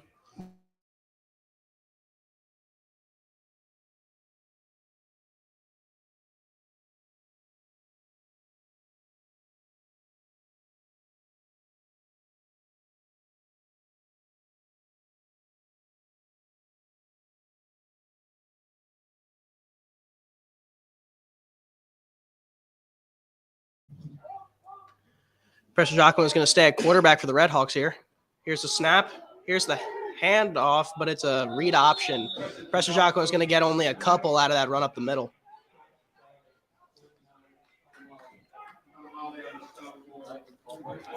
Read options are clearly Pennington's specialty, Andrew. Aiden Preston Giacomo while he does have an arm on him, he works his best as sort of a scrambling quarterback.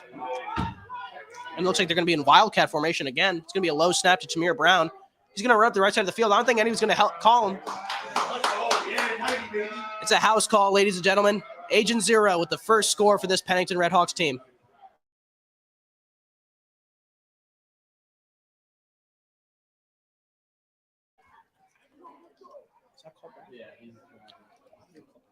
However, it's going to be called back here due to a hold on the Pennington O-line.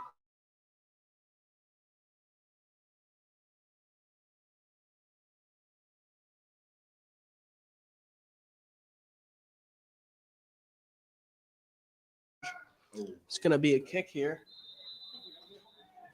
Oh, my mistake, ladies and gentlemen. It's actually going to be a touchdown, and it's through the goalposts. Great kick there from Bryce Warner. Landon MacArthur said, "Believe in 3." Couldn't agree with you more, Turbo.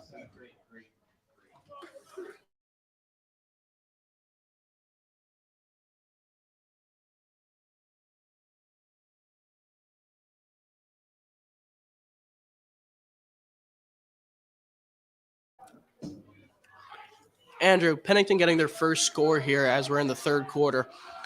You got to think, will this give them the energy they need and the confidence they need in order to make this a tie game? Or are they just thinking this is the one score they need to make it sure it's just not a complete blowout? I sure hope it's the first option. Me too, Andrew.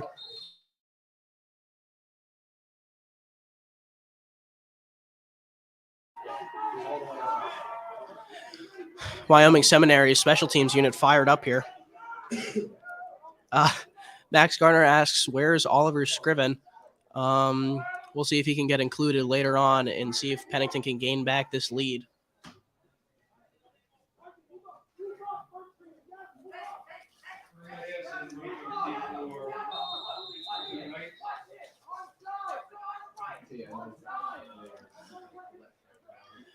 Andrew, this special teams unit for Wyoming Seminary has probably been their most solid overall lineup that they've had out here. You got to think, will they keep that consistent? I mean, special teams is very important. I mean, according to some people like Reverend Hallgren. However, will our special teams unit be good enough in order to win us the game? It's going to be a kick to the right side of the field here. It's going to bounce a little. It's going to be received by number 19 for Wyoming Seminary. It's going to be brought down. Big hit by 3 of our Pennington special teams. Yeah. Looks like that tackle was made by Charlie Clabbers, Tamir Brown, and Lucas Sauerman. Got an answer from Max Garner. Unfortunately, Jake Lay is on the sidelines. He suffered a huge leg injury last game, and he'll be out for the next couple weeks. That tackle was made there by Lorenzo Swain, the freshman for Pennington, wearing number 2. I mean, number 2 has big shoes to fill after Tyler Bach, class of 2023, graduated a couple years ago.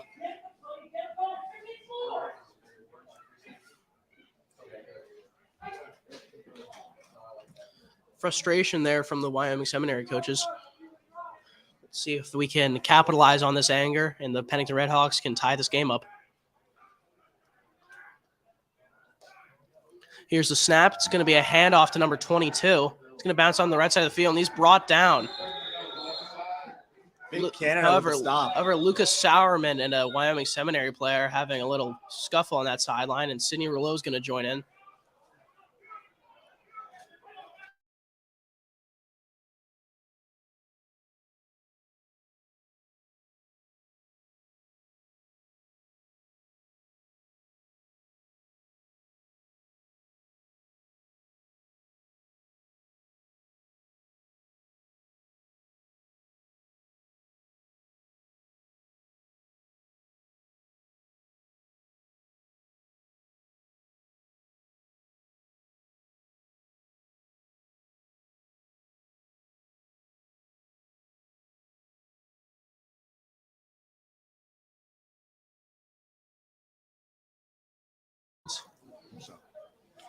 And both sides got a flag there, meaning nothing will change in terms of yardage for this Wyoming Seminary offense.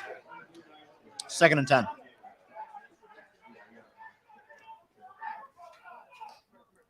Here's the snap. It's going to be another handoff. However, he's wrapped up. There's another scuffle. 4 and 72 almost recreated the scene from the blind side with a huge going on tackle.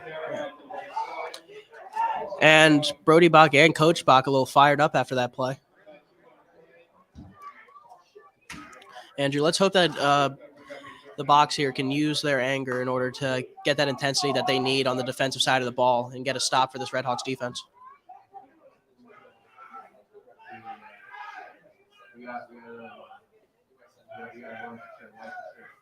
Oh, yeah, you got it for a second. Andrew.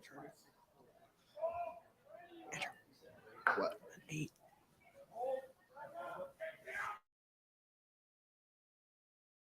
It's going to be another handoff here. It's going to bounce out a little bit.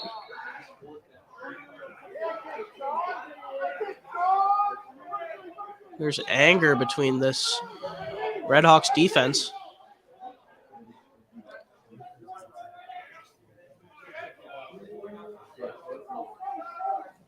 It's going to be a 4th and 1 here, Andrew. Can't get a much more intense play if you're on the offensive side. Penn just needs to come up with this huge stop to get the motivation they need.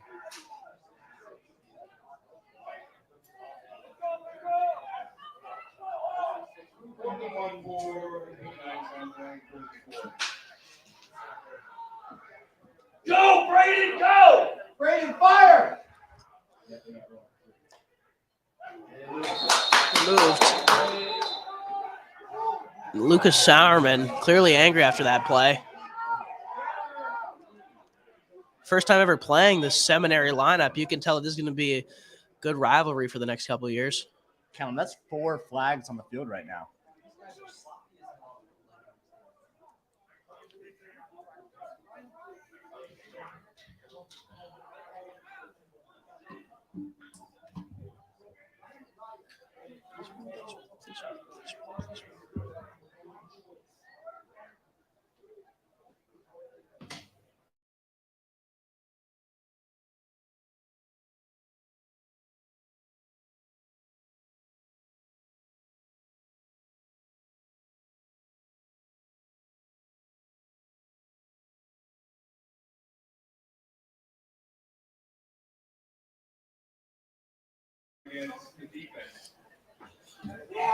It's going to be a flag called against the Red Hawks here. It's going to be a first down for the Blue Knights. Flags are just killing the momentum of this Red Hawks team so far. You can tell Lucas Sauerman is fired up. He's not happy about any of those flags falling. Hey. Playing linebacker, very mad, getting trash talked by the other team. That's a perfect recipe for a big hit here, Andrew.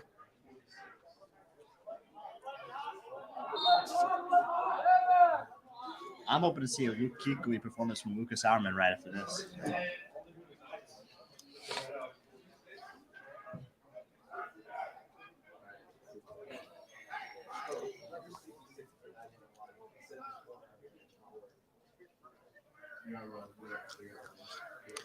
Blue Knights are going to have another first down here. See what they can make out of it. Here's a snap. It's going to be a play action. He's going to experience pressure. Braden Bonfig and Bryce Williams making for a great combo on that sack there on number 1. Braden Bonfig, number 6, had a great pick earlier in this game, but showing that he could still rock a kid if necessary. Hey, there we go, Bray! I think that might have been the play to give this Red Hawks defense some momentum.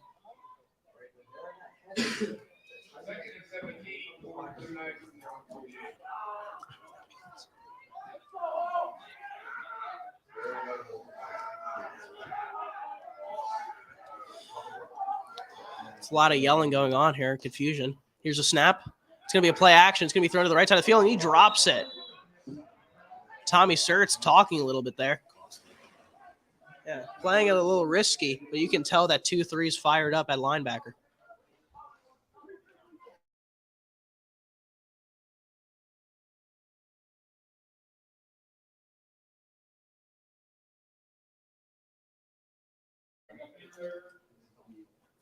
It's going to be a third down here for this Wyoming Seminary lineup. Pennington might finally get the stop that will end this very methodical offensive drive for the Blue Knights.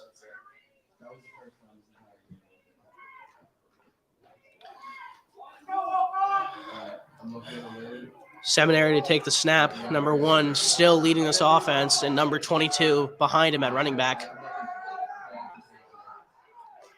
Here's the snap. The handoff to the left side of the field. It's going to be spun around.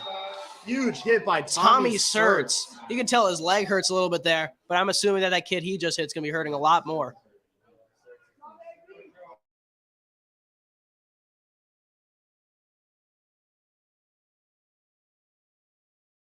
Punt team for the Blue Knights coming out here. Because they keep talking.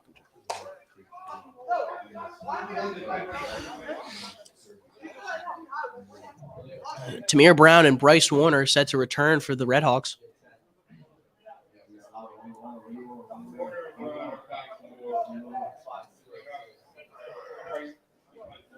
Here's the snap. Here's the punt. It's going to fly up a little high. It's caught by Tamir Brown. Fair catch.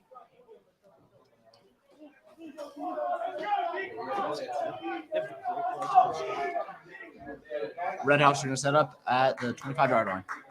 Wyoming Seminary is not giving Pennington much to work with here. I mean, both this punter and kicker have quite the leg on them.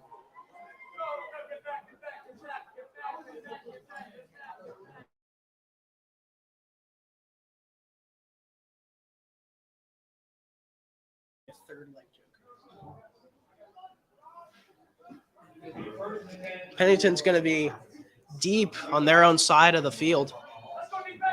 They're going to have Preston Giacomo be the leader of this offense.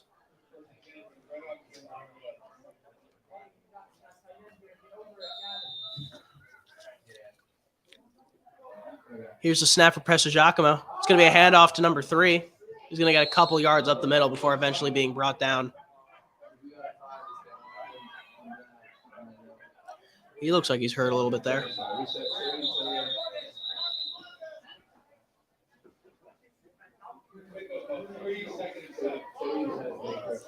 Yeah, it looks like number 25 is slow to get up. And he's up.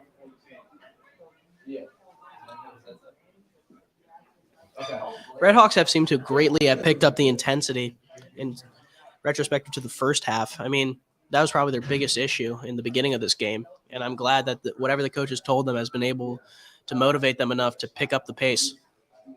Yeah, I wish I could have been in that locker room filming the words of motivation that the coaches have given.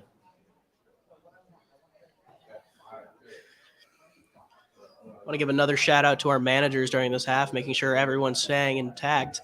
Ben Watson behaving himself today, very rare sight, and Logan Matthews helping out with the water.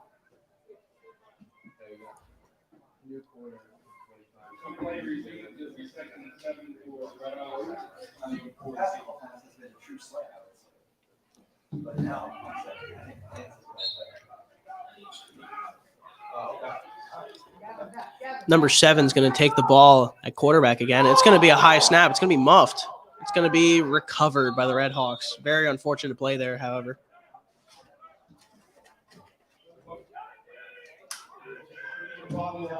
Andrew, in a game like this, with a score like this, we cannot just be messing up in terms of the snaps. I mean, that's one of the basic details and fundamentals of the sport. And if we can't get that down, I don't know how we're going to get this lead back. Yeah, I think one thing that's been struggling most with is the lines. I mean, everybody hasn't been playing their role, I feel like, to the 100%. It's just causing lots of slip-ups. And unfortunately, that's a safety. Another 2 points for the Blue Knights, unfortunately.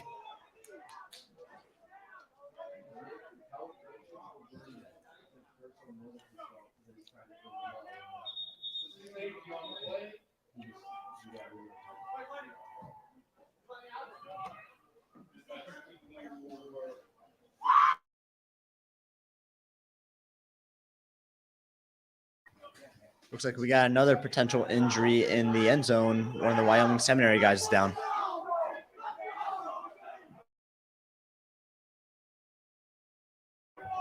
You can hear this Blue Knights lineup is quite pumped up on the sideline. Let's see if Pennington can replicate that.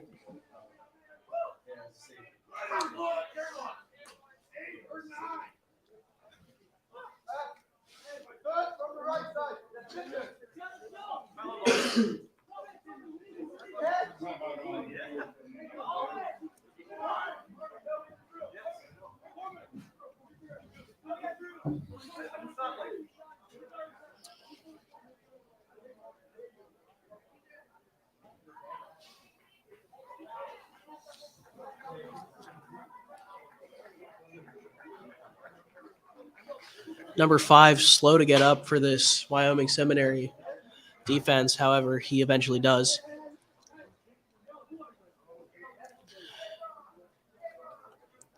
See Reverend Hogren orchestrating the kickoff team out here.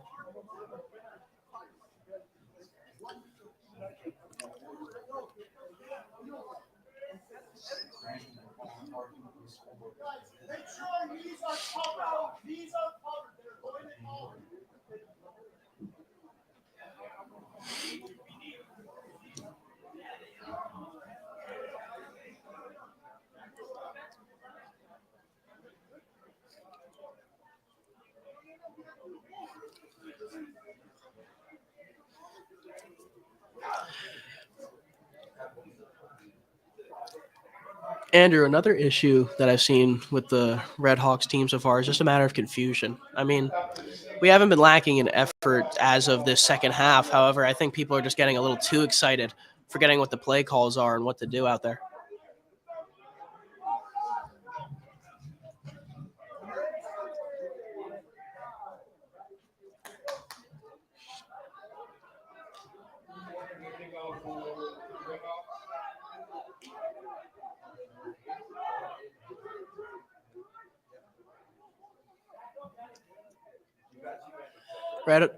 Red Hawks kickoff team's going to come out here.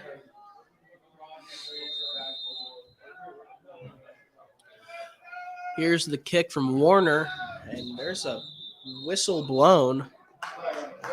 There's a flag.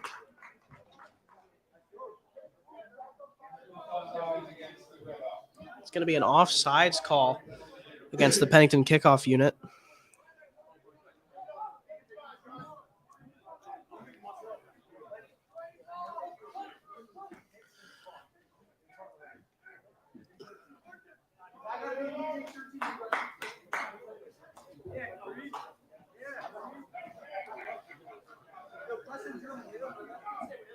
Pennington's going to kick off again here.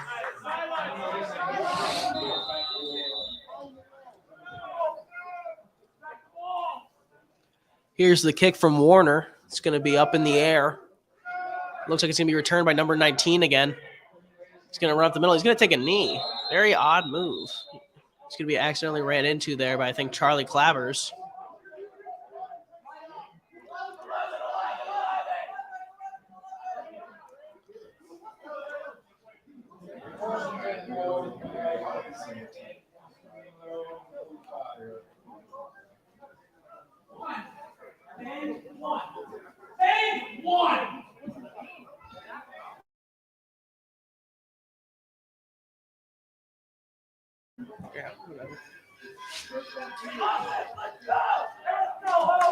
You can hear yelling from both sides here. Let's just hope that Pennington's voices are a little louder.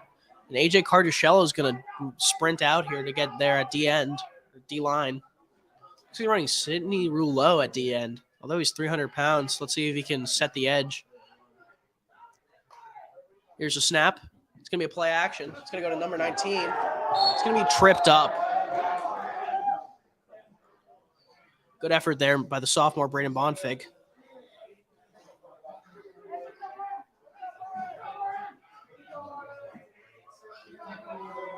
Shout out to all 72 of you guys watching our stream tonight. We love each and every one of you.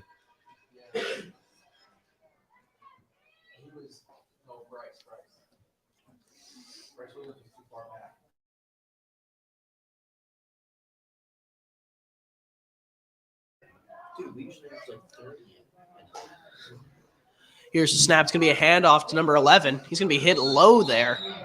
Great effort from the Pennington defense. Lucas Sauerman leading the group of tacklers there. Who would have thought?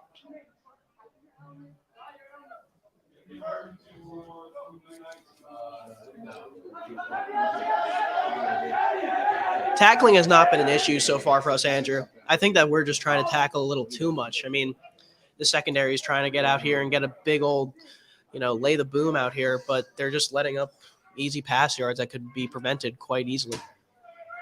Yeah, I think the Pennington defense just needs to keep on their toes, be ready for anything at this point.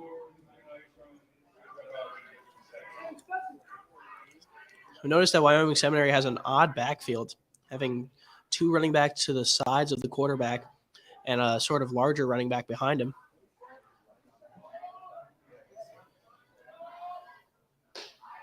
Here's the snap.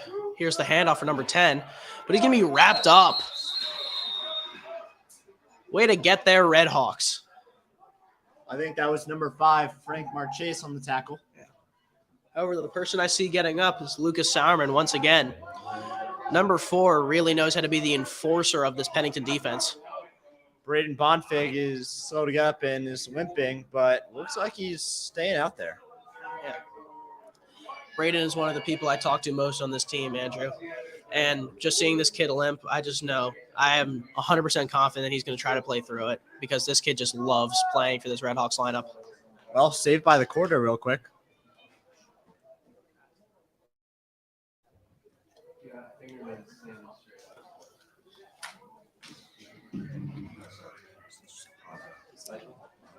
What, Michael?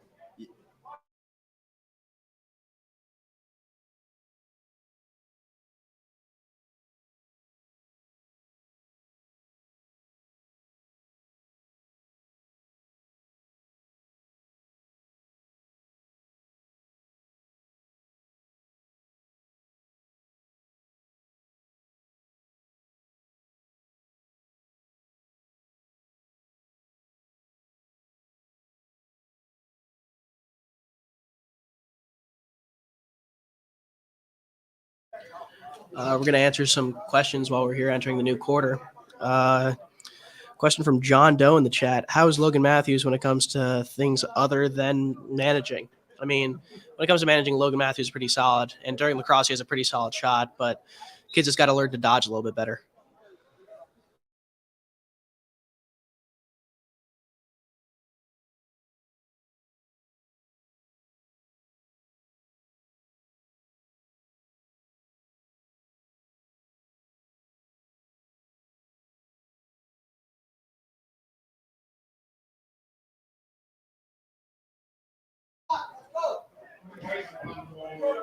It's going to be a punt here for Wyoming Seminary. Here's the snap. It's going to be low. It's going to be muffed a little bit. And it's blocked. And Big man pickup. And it bounces off the fingertips of Sidney Rouleau. And what a block from Big AJ, number 60. You love to see the big boys get mobile. Man, I would have loved to seen some Vince Wilfork type of play right there, but unfortunately he couldn't hold on to it.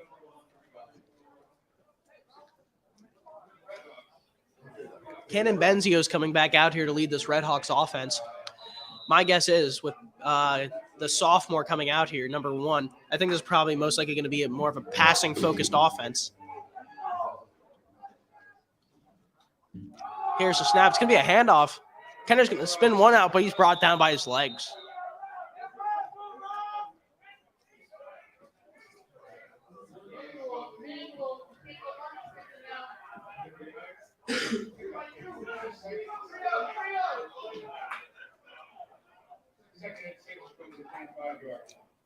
It's going to be a little mix-up at the line. It's going to be thrown to Bonfig.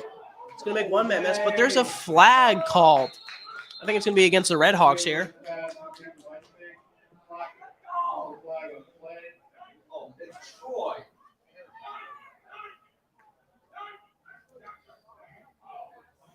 God damn it, Troy.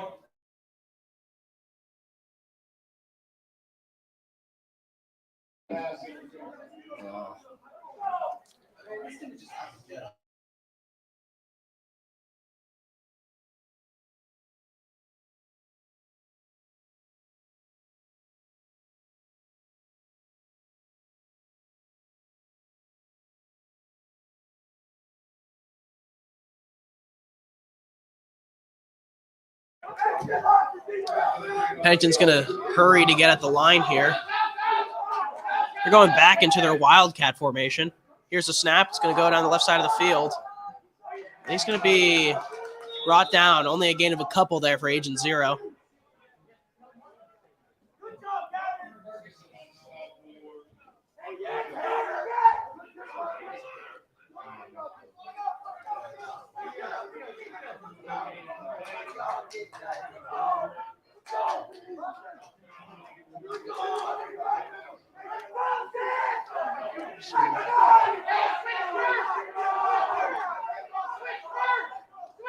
Benzio's going to get back behind center.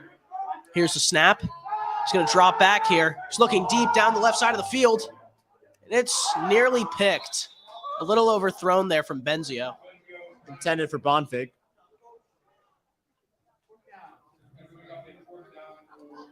Fourth down here. I'd like to give a little shout out to my buddy Brian Schwartzman, who recently got accepted into Pitt University. Congratulations, Brian. Also, shout out Brian Schwartzman, the president of the fishing club.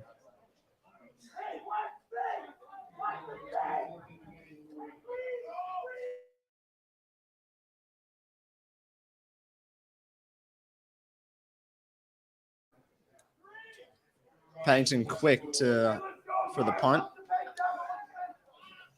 Here's a snap. It's going to Sauerman. It's going to be tipped up. And it's going to be recovered, unfortunately, by the Blue Knights.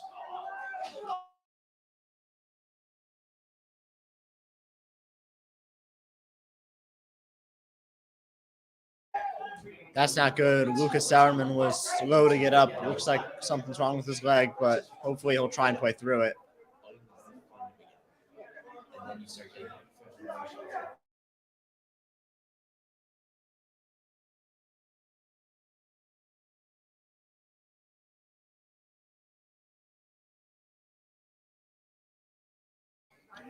Here comes his Blue Knight offense, once again led by number 1. Andrew, we said at the beginning of the game, number 1 has quite the large frame for the quarterback position, and he seems to be using it to his best advantage. I mean, it's been more of a run-heavy offense for the Blue Knights, but number 1 is still able to use those legs and run through a guy if necessary. Here's a snap. Here's the handoff. He's going to be brought down. It's like tackled by number 60. Or no, 55, my bad. Michael Fingerman.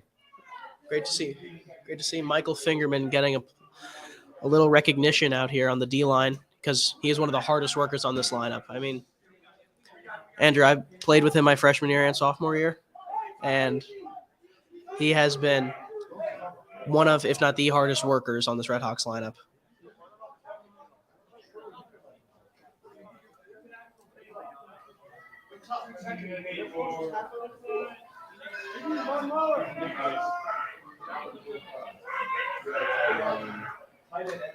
Here's the snap. And off the 22. He's going to avoid a couple. Keep fighting, but he's eventually wrapped up. I think Fingerman was involved there again. The senior, 55, and 22 lost his helmet.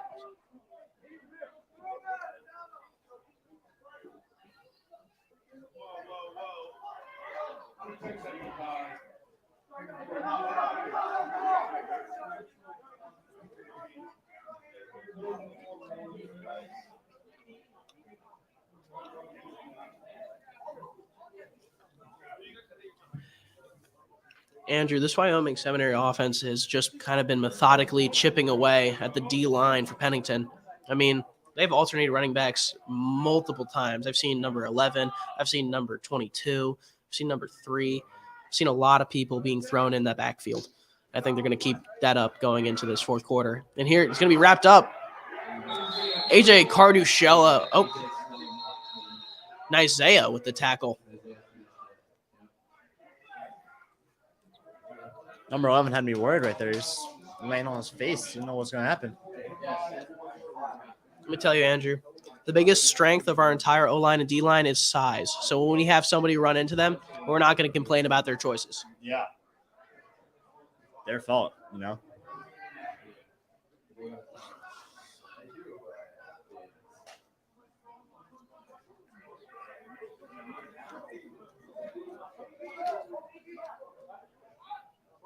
Bryce, back to punch will work.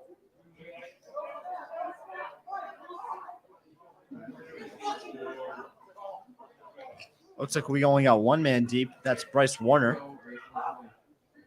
Braden Bonfig's going a little lower here, and it's going to be number 11 taking this punt against the Blue Knights.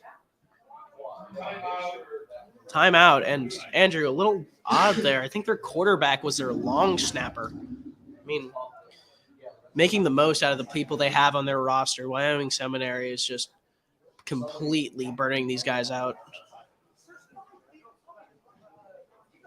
I mean, it's a decently sized team, I guess. I mean, if you're good at the position, you gotta play it.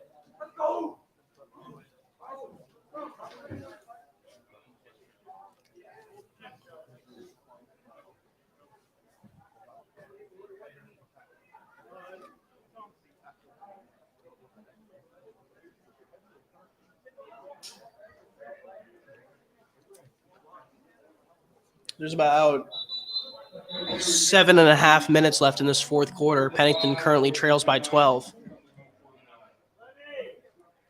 We got to just hope for the best here, Andrew. I mean, if we can get a quick punt return touchdown or just get Bryce Warner to have us in the right position and score a quick touchdown and maybe get an onside kick, this will definitely be more of a ball game. You want a punt return touchdown? Just send out Tamir.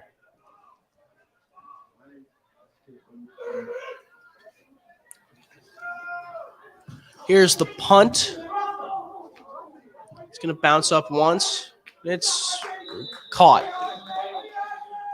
There's about 7 minutes left in the quarter, and the current score is 19-7. Wyoming Seminary leads.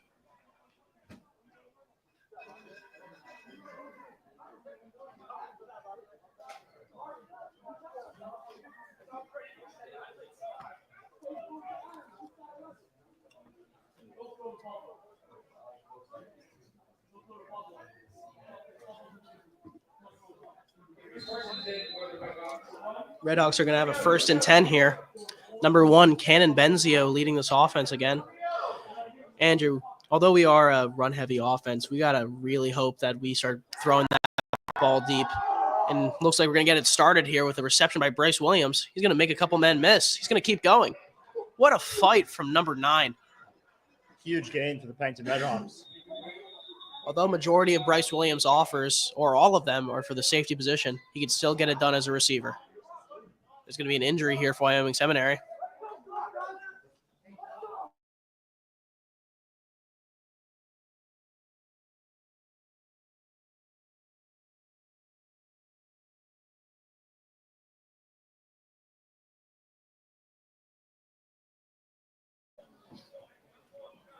First and 10 for your Pennington Redhawks from their own 42.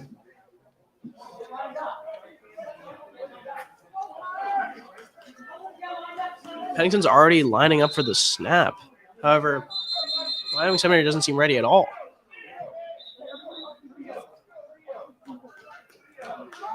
I don't know how that's not a delay of game.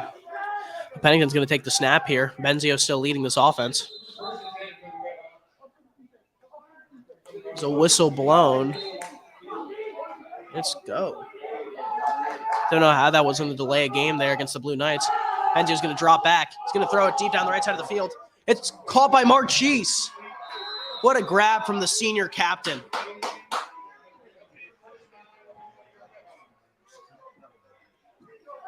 Number 5 does not have enough time to celebrate. He's trying to keep this offense going, making sure Pennington can make this a ball game again.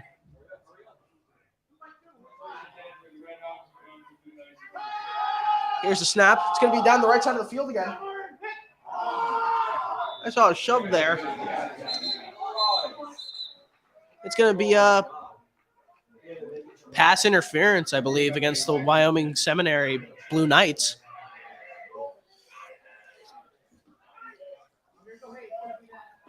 Looks like Tamir Brown's coming back out, and Cannon Benzio and Bryce Williams are subbed for, I believe this is going to be our Wildcat offense again. It's been pretty successful so far.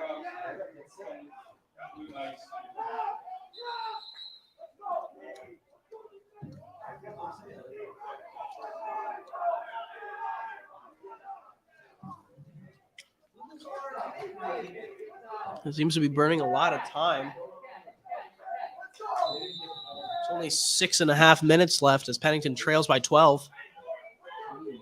That's plenty of time. Don't worry.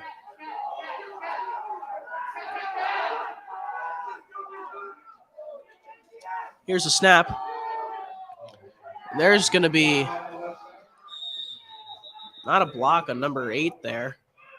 That Wildcat run gets blown up by Wyoming Seminary.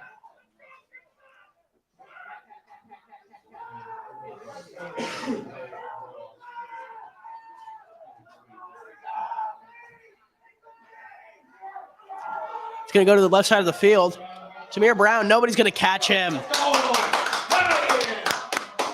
Tamir Brown, Agent Zero, the freshman with his second score of the game. You see that guy out there on the offense? It's hard not to believe Redhawks are going to have 6 on that board.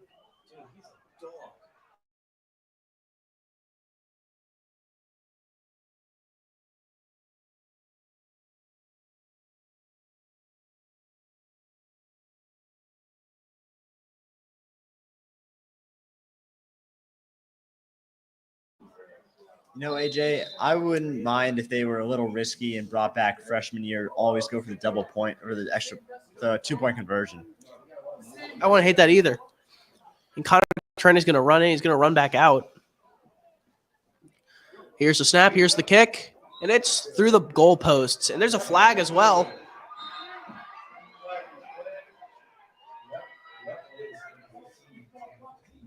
It's going to give the Redhawks an extra 15 yards on this kick.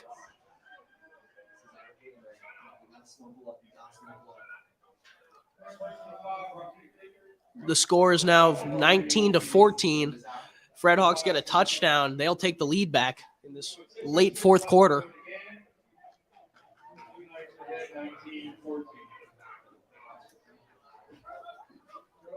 Andrew, Tamir Brown is keeping his streak of multiple touchdown games in order.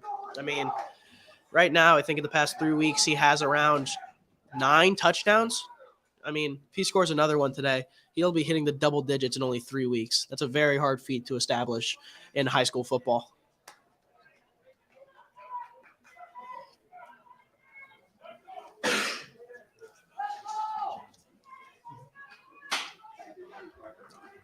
Trust me, AJ, with Tamir only being a freshman, I can't wait to see where this kid goes. He has a bright future ahead of him. Yeah.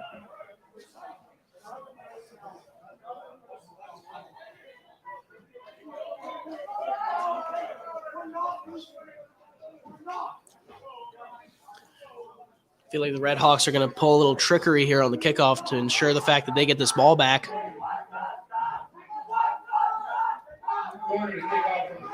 So the coaches know that too. Kickoff team's going to get in formation here.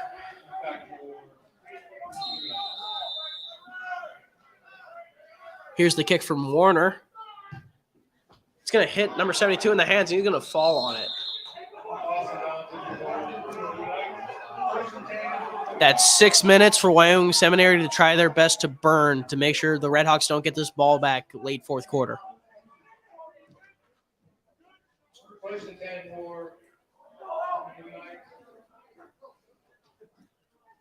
From their own 25.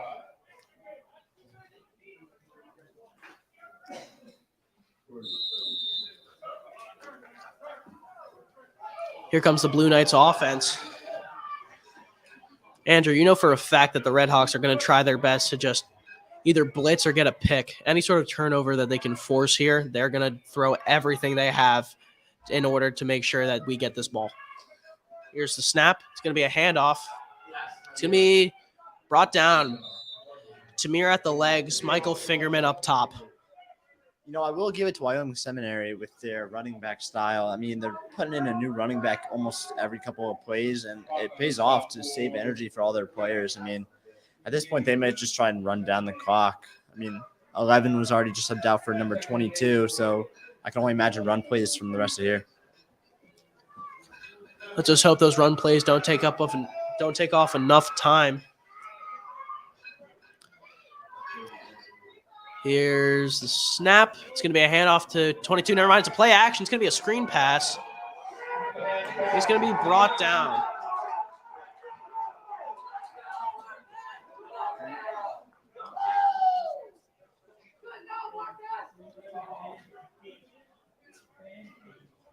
It's around 5 minutes left in this game. It's going to be a That's enough for a first down for the Blue Knights. it's going to be a first down for the Blue Knights here. First and 10 for the Blue Knights on their own 36.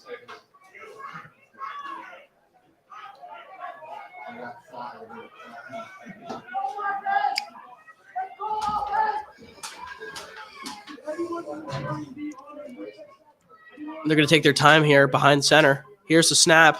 It's going to be a handoff. He's going to be eventually met at the line. Gain of around just 2 yards there. Great job from the D line for the Red Hawks. The D line has, as we heard at halftime, has for sure been probably the backbone of this Red Hawks defense so far. I mean, Sidney Rouleau and AJ Carticello have been having a phenomenal game stuffing the inside run.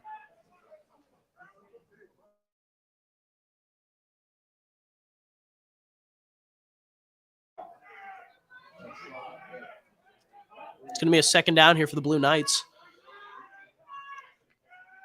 Here's a snap. It's going to be a read option. He's going to be met. Great tackle from the freshman, Tamir Brown. Scoring on offense and hitting on defense. This kid can do it all.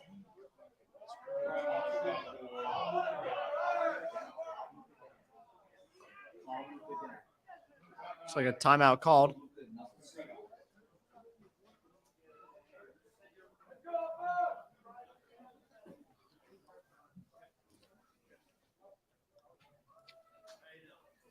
It's going to be a third down after this timeout by the Red Hawks here.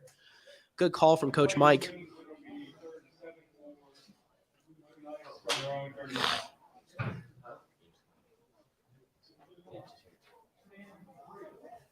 Looks like Tamir Brown's having some trouble with his leg.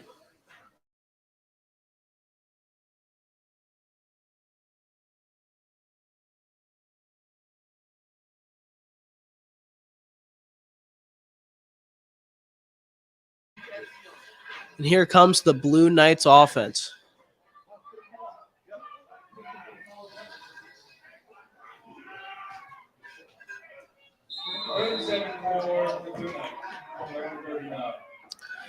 Let's see what the Wyoming Seminary prep can do here.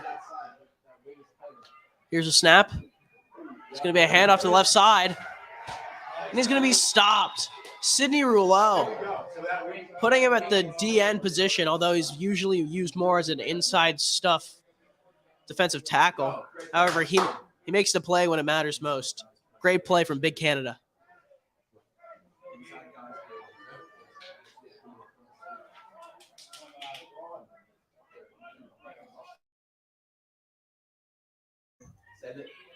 Send that pressure on the right side again.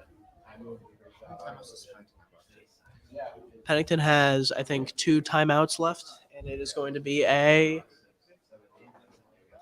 fourth down. I believe Wyoming Seminary is going to punt here.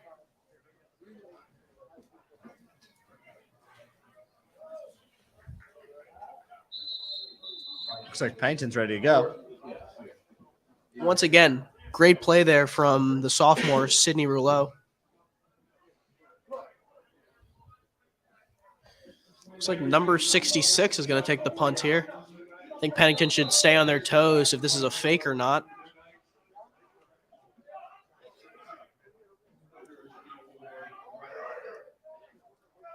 Here's a snap. Here's the kick. It's going to be a high ball, not really going far. It's going to be at Pennington's, I think, 33-yard line. Gives them a little over 60 yards and 3.5 minutes to make sure that this game isn't just a win for the Blue Knights.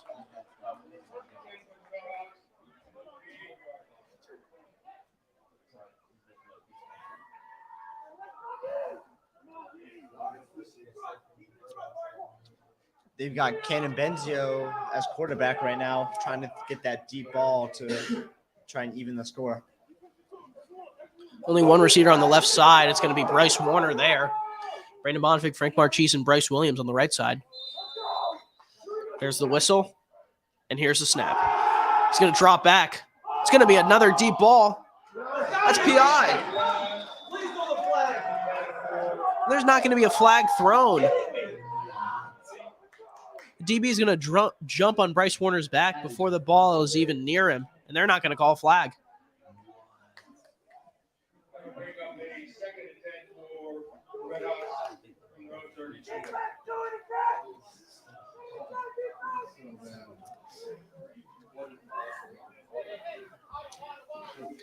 Let's hope that Red Hawks motivation aren't killed there after that missed call from the refs. I don't think it's going to distract Cannon from just trying to get this ball going deep. Let's see if you're right, Andrew. He's going to drop back. It's going to go down the right side this time. And it's going to be a little overthrown. Bryce Williams can't reel it in.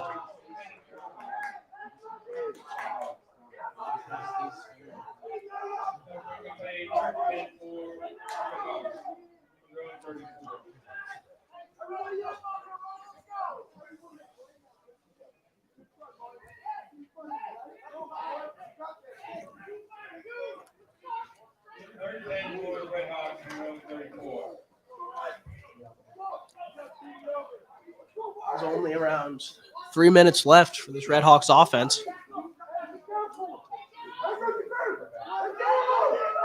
Let's see what magic number 1 can work in the backfield. Here's the snap. It's going to be another pass here. He's going to experience some pressure. It's going to be thrown out of bounds after experiencing pressure from 72.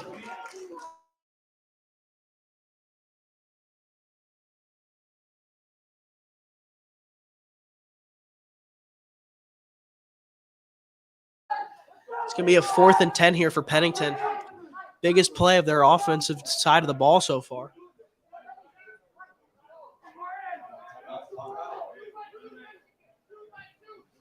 Cannon Benji was staying out there on a 4th and 10, just trying to get something going.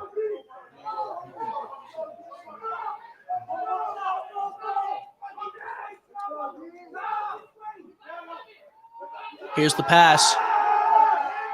There's the ball. It's very overthrown. I think that's the game.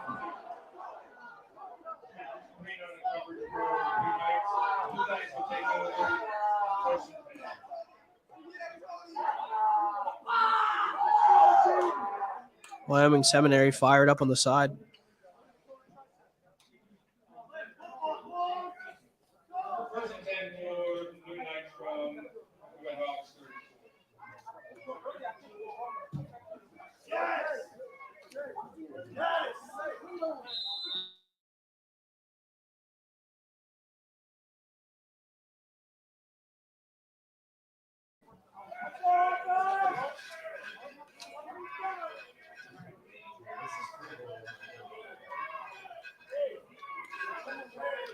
Wyoming Seminary is probably just going to run out the clock now.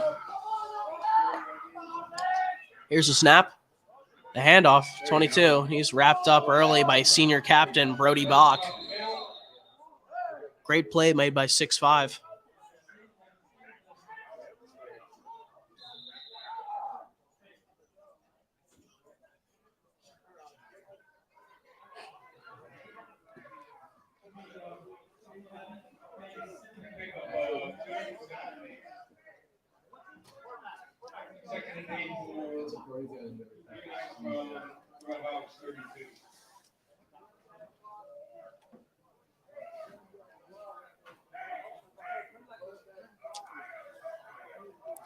See if Pennington can somehow find a way to get this ball back.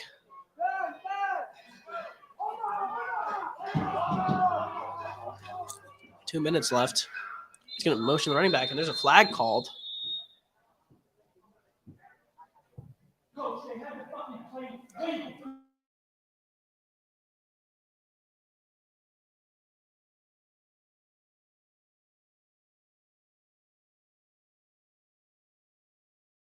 Ryan.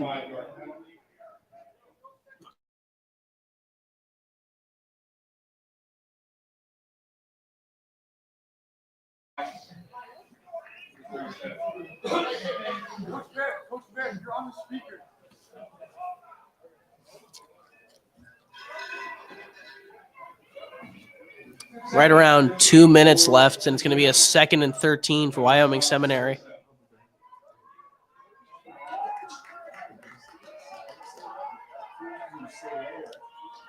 Here's a snap. There's the handoff. It's going to avoid one, avoid two. It's eventually brought down by Bryce Williams.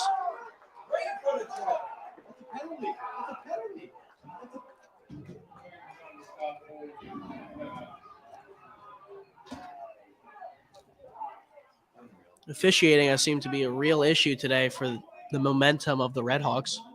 It's a first down for the Blue Knights.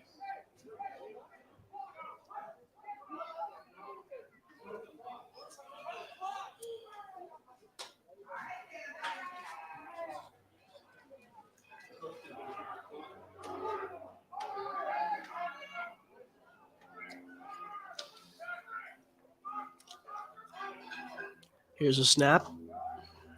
The handoff. He's going to be blown up pretty fast by the Redhawks.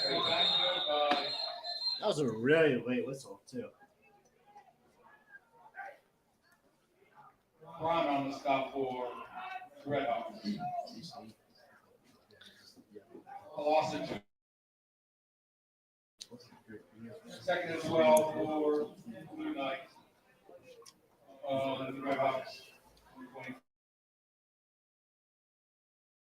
Drain the clock out here.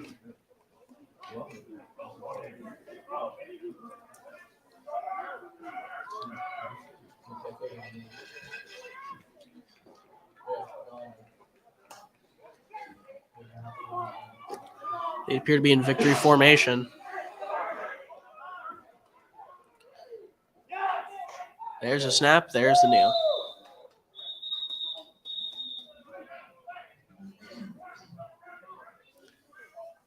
It's going to be a Pennington is taking this last timeout. 3rd down as Pennington has used the last timeout they have. Bring up a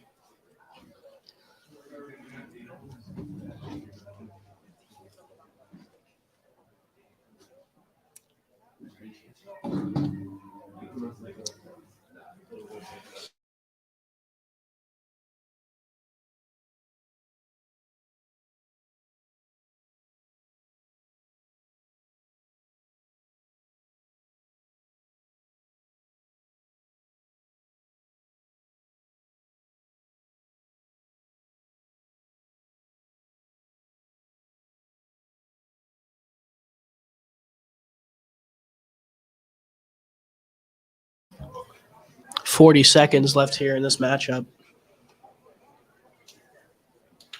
play resumed. It will be 3rd and 15 for the Blue Knights. That's because he wants to. This kid's gonna catch it. Quarterback takes the knee.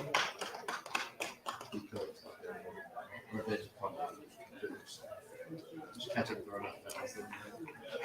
And Pennington's going to line up for handshakes.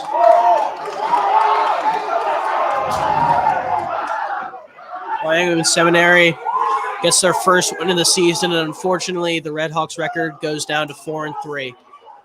Final score 19-14. Wyoming Seminary wins. My name is AJ Gray, and I've been here with my co-host Andrew Hofacker. It's been a great game, guys.